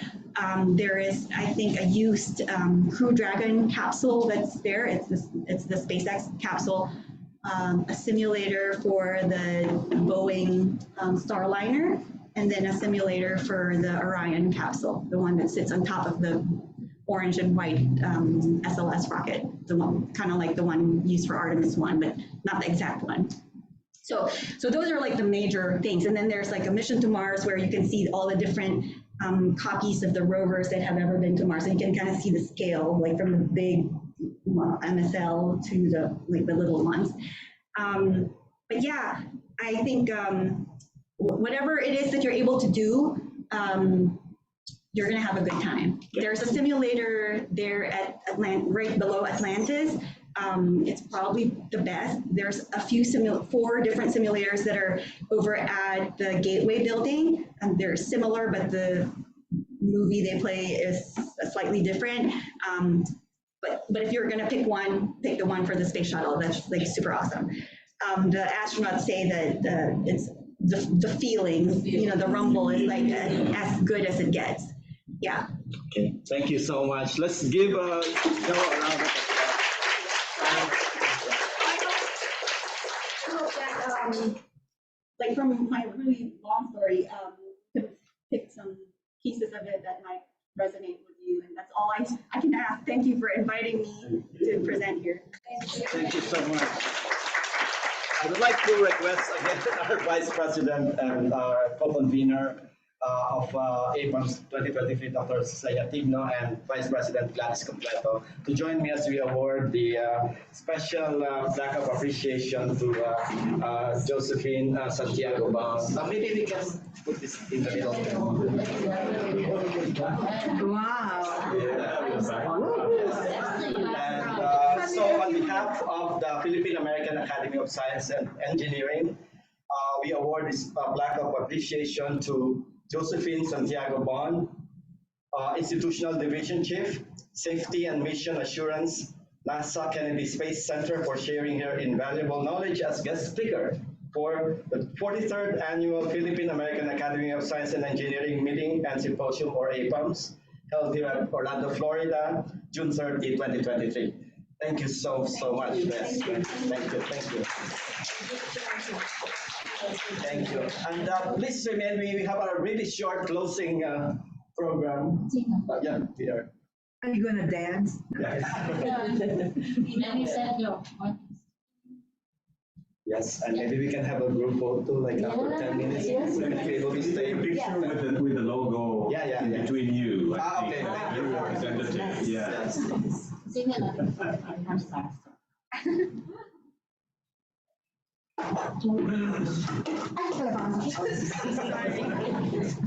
Thank you so much. Thank you. We would like to request everyone to remain. I was going to say, I have some NASA materials. Yes. Oh, yeah. There's bags there too, so if you want to grab one of each. How's it going? Ano yan? Yeah. Okay. Ano yan? Yeah. Maybe on top of my table.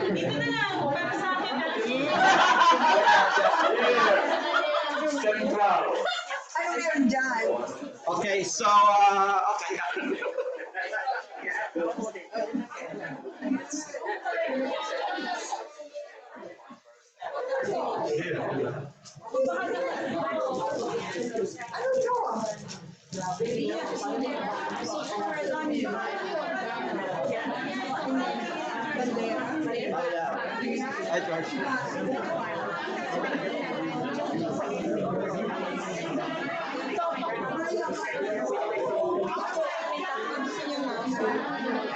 Then we'll take a picture.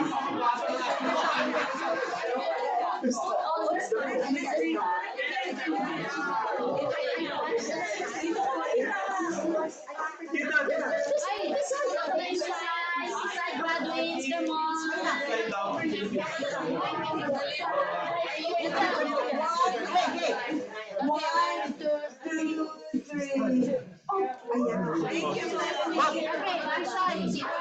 yung mga Philippine Science daw. Mga Pisay. Elites.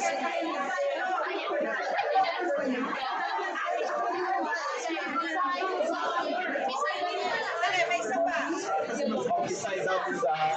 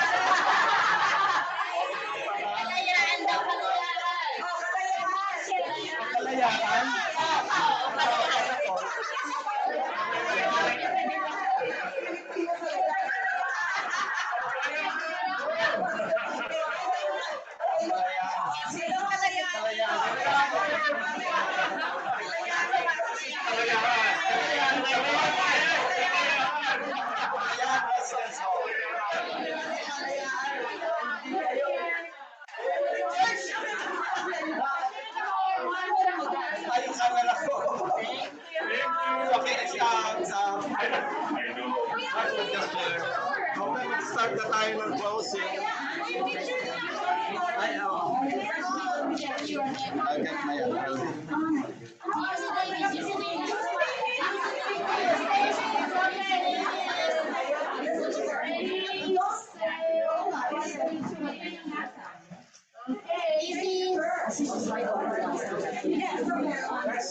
She wanted to ask you something, lagi shy lang.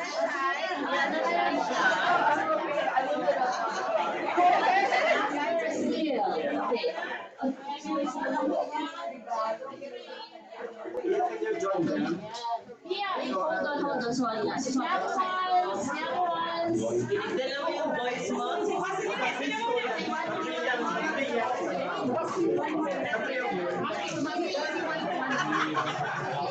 Bobby, you want to take a picture with her? You have to go potty.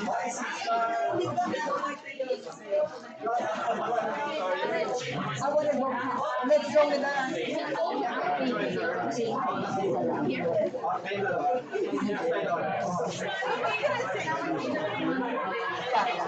Yeah. This is the closing program.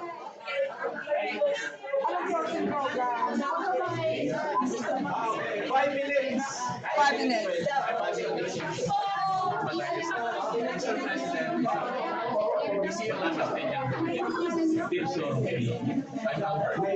Hoy, gusto niyo magpa-picture? Hoy. Gusto niyo picture? Hoy, tatlo. Hoy.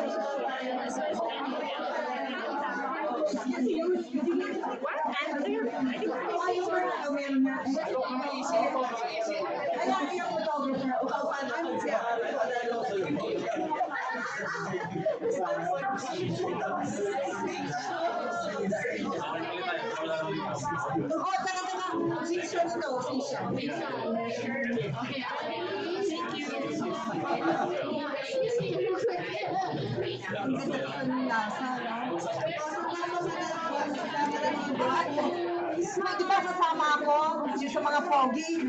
Kasi doon yung kasama sa mga pogi. Kasama yung pogi.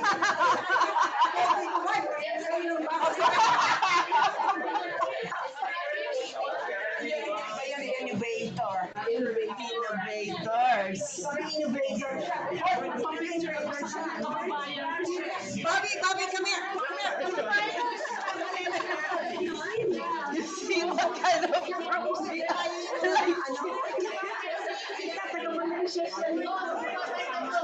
babies, halika. Nasaan yung mga bata? Hoy, yung naka-duster.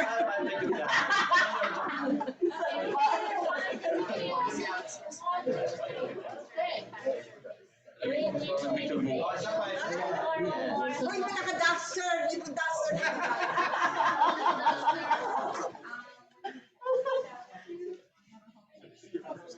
Thank you.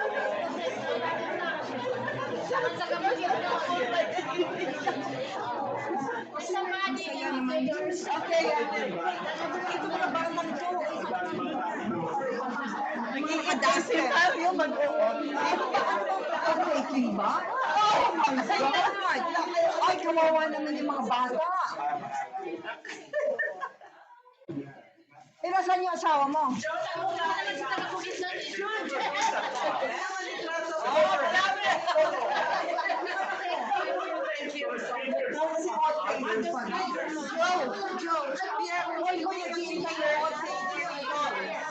Okay, this is my husband. Mag-okay because Dad, come here.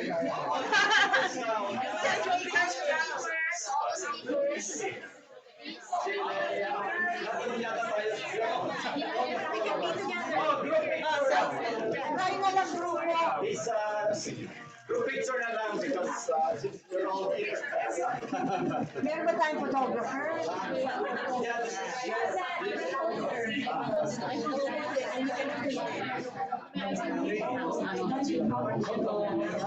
Tayo na lang lahat?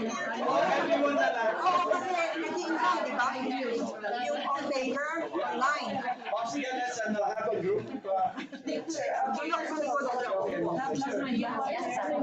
Chairs in front.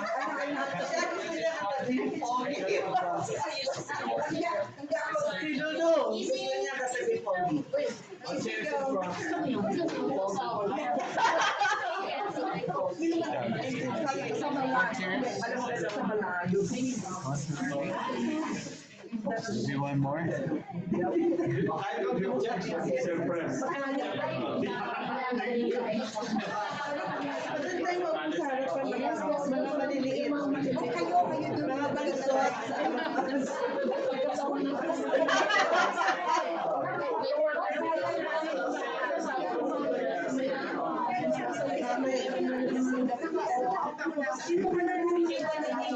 Masyadong malayo kasi baka hindi makuha.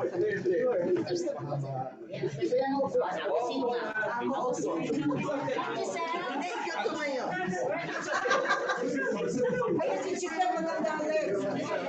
Kasi ano si Mar. Ito, Krista. Justine. We're not sure.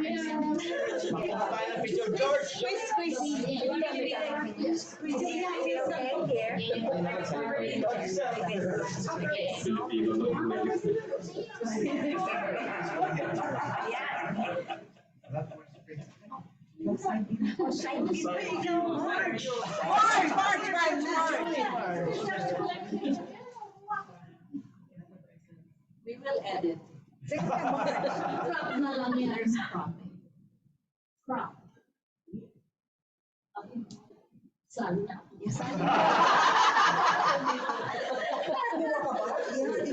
Oh, ayun kasi. I think you did that one. You got that one. 1, 2,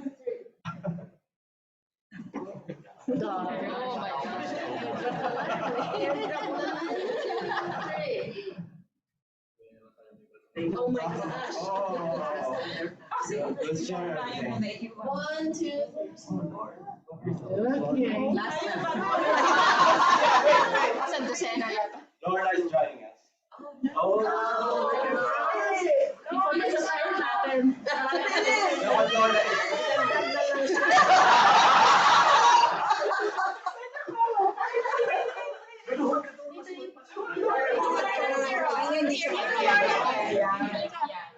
Yeah.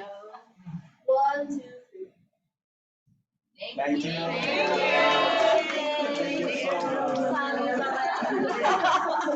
Let's see her. Never go to the bathroom. Don't go to the bathroom. That's the lesson.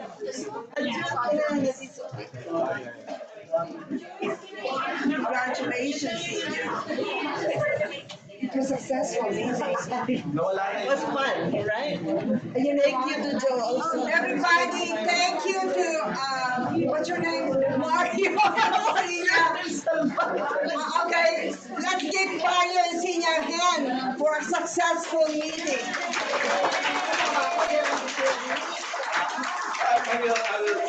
Yeah, but anyway, I just wanted So it's okay, you can stand.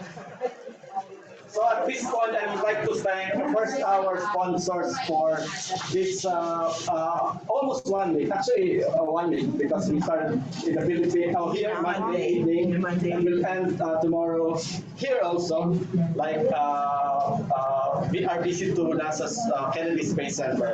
So I'd like to thank our sponsors, especially the Severino and Pasco family, for keeping their support of the lectureship awards for science and engineering. The late Severino and Pasco's daughters, Amy, Bernadette, Cindy, and Evie, donated generously to Baase on behalf of their parents. So we would like to thank them really profusely from the bottom of our hearts. And then, of course, we would like to thank UPMASA, the UP Medical Alumni Society of America, for also supporting, especially the Reimagining Medical Education in the Philippines session. We would like to thank also Dr. Rosano Locsin for sponsoring one graduate student to come over, except that by the time the student was about to buy his air tickets, it has become a bit exorbitant. But then, so we can use the money for next year, to support a graduate student to attend APAMS. Of course, we would like to thank March and Edsel Peña for supporting our poster competition at the Rapid Fire. They donated the cash awards for the winners, which are actually from how many universities? 6 universities from all over the Philippines. And we would like also to thank Justine Arantes and George Arantes for their support of our trip to NASA. We would like to also thank an anonymous donor for some rewards for our technical staff. Thank you so much. Thank you all, of course, Senya, for being my conspirator in this whole action thriller. Of course, Gladys. Feb is our, excellent, technical, clerical, secretarial, all kinds of. She actually sleeps like around 3 a.m. during the time that we are holding our afternoon sessions, because she's in the Philippines, in Iloilo. Of course, Marge, Nino, Lorna, Justine, the family of Senya, June, for their total support.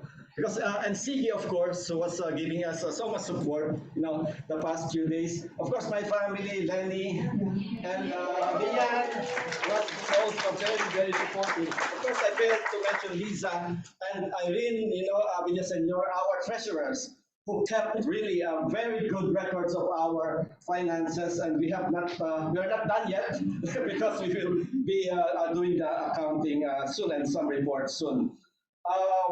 We would like to thank all our speakers, our moderators, those who traveled all the way from the Philippines to join us, despite their having very important appointment in Malacanang. Our 2 National Innovation Council Executive Committee members, Dr. Joson Ng and Dr. Pearson Ronquillo, thank you so much. It means a lot to us, that you are here, and of course, everyone who traveled from the Philippines, Gladys, Albert, Easy, and everyone else who I may be mentioned. Maraming salamat po. If you want, of course, we can continue this conversation about how you can support Baase and APAMS in the years to come. Yes. Salamat po ng marami. And now we realize some of you new members, or even not new, some of them joined a while back, have not taken their oath yet. So I would like to invite you, both full and associate members, to take your oath of membership of Baase. Yeah, everyone. I think Justine, George, have you taken your oath? Lorna, President Pearson, Olie, please, since you're already here.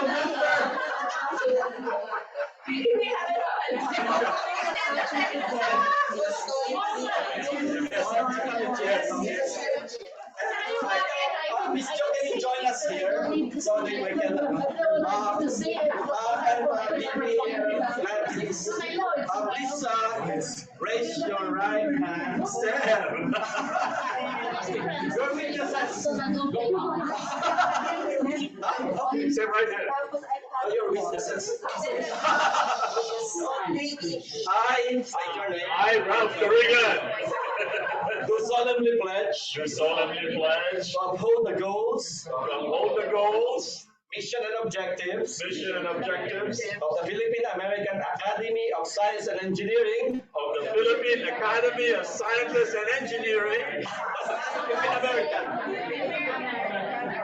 as a fuller associate. As a full member, I pledge to work to the best of my abilities. In a collaborative effort. With the PASA Executive Board and members. In the Philippines and around the world. To promote the advancement of science. Engineering and technology. Among scientists and engineers of Philippine descent. To support the advancement of research and development. Through scholarly and scientific endeavors. To recognize and honor.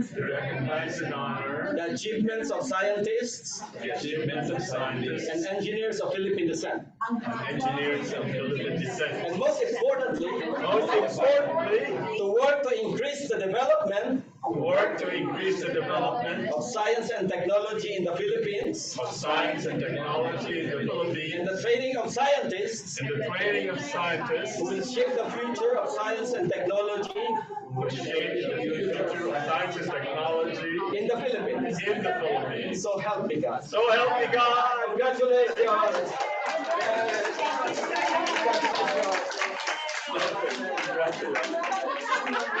We have a new mission. Love the Philippines more.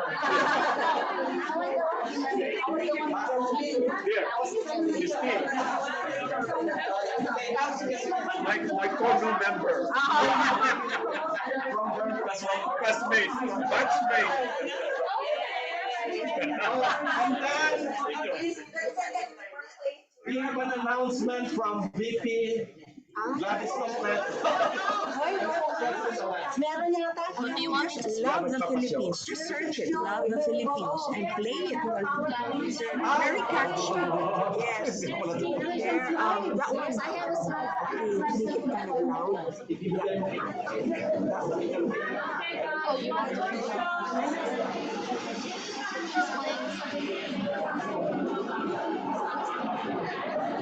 At least love the Philippines.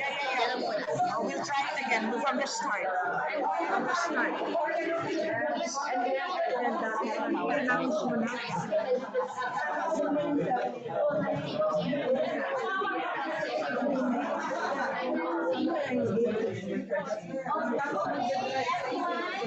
So can we watch this video first?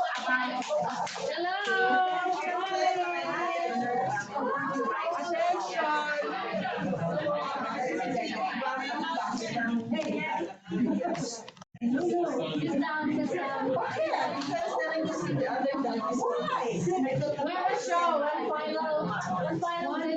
One final video and PowerPoint. So, love the Philippines. These are the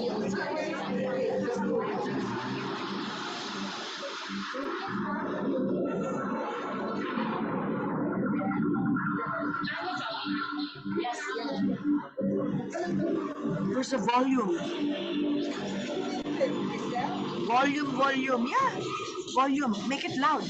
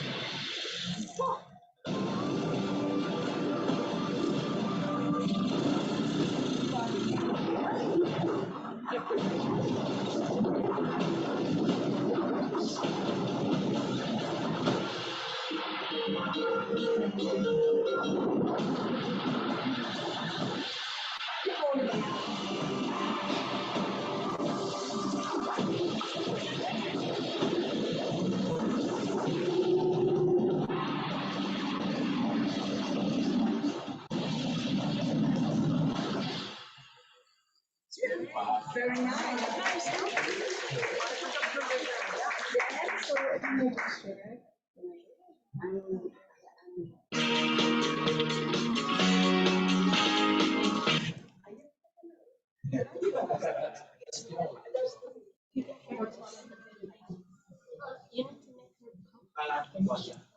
Did you make her co-host? Make who? Me. Oh, I'll do it. You can do it. Yeah. Okay, try sharing now. So, this was after watching that video of Love the Philippines. I want to share with you our next APAMS, the 44th Annual PAASI Meeting and Symposium will be next year in July. I have a date now. I already decided, but of course BLD has to approve it. It's in Los Baños. It's a 1 week. Los Baños, our campus. That's when you enter the gate and you walk through there. And then on the right side, is our outreach. And then keep walking, you go to the Freedom Park. That's our Freedom Park. And on the other, this is my favorite side, that tree, really.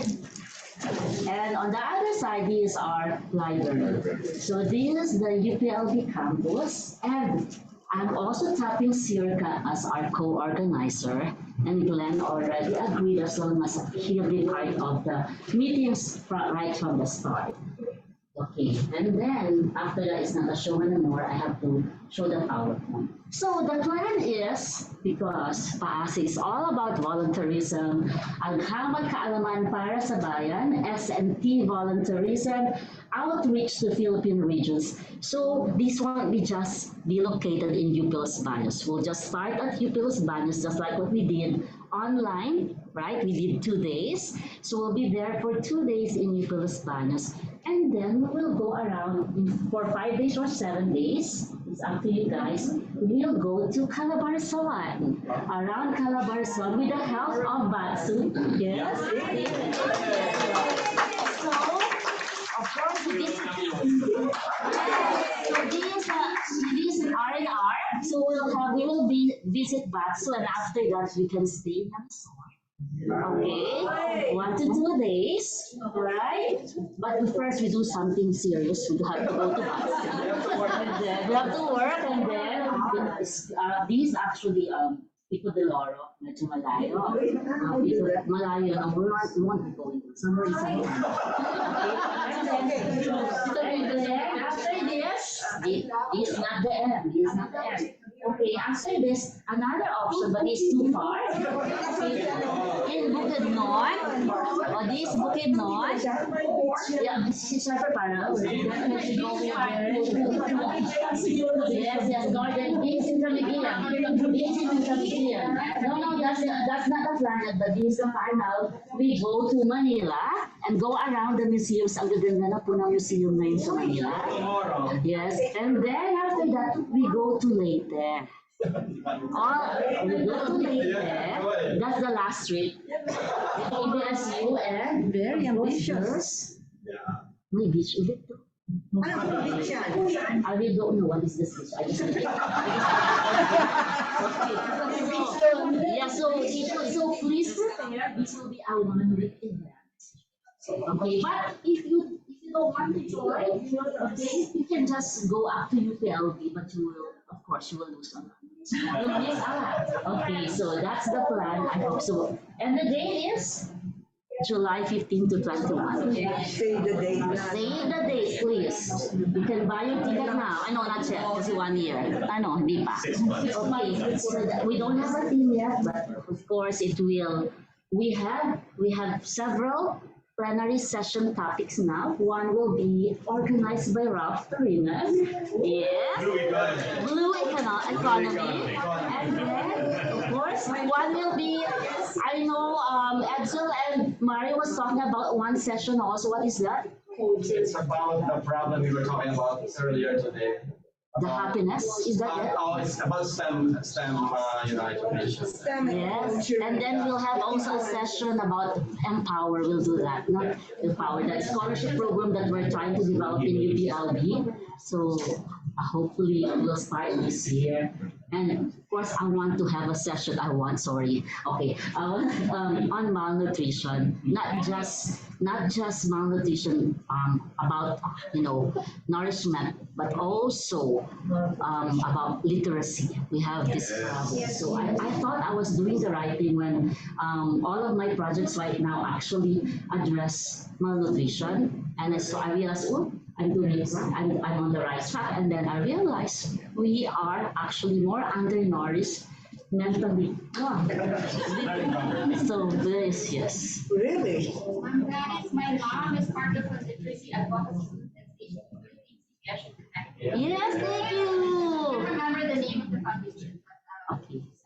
And then another session, a good session would be on mental health wellness. I think that would be good.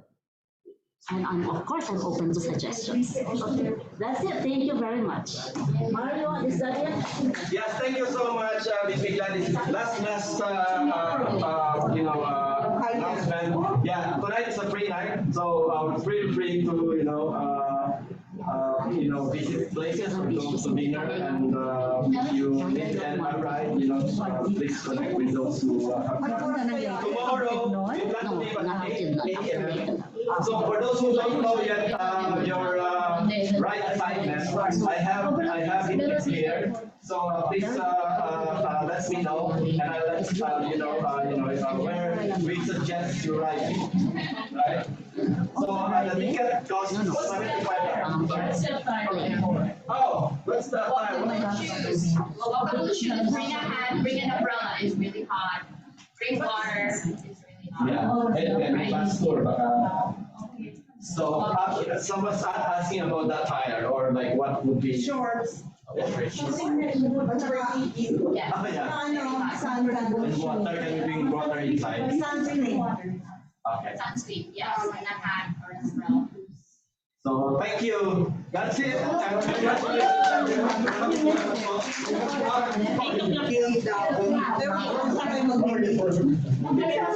going.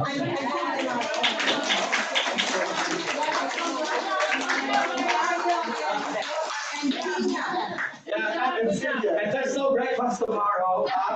There's no free breakfast tomorrow.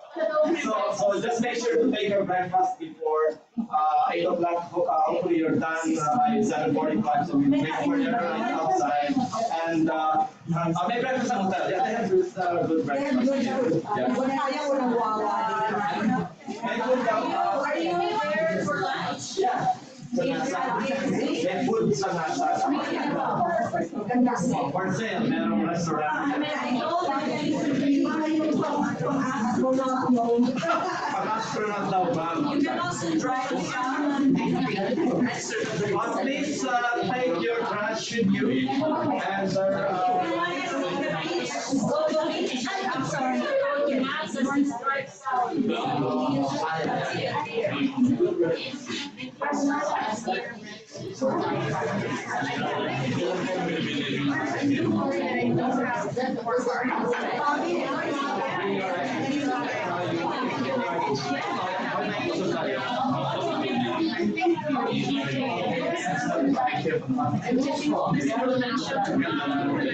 Kasi may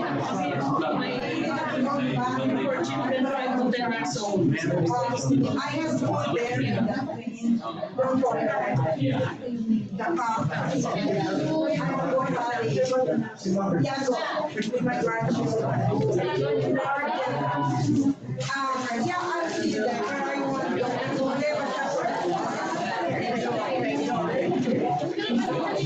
You will enjoy.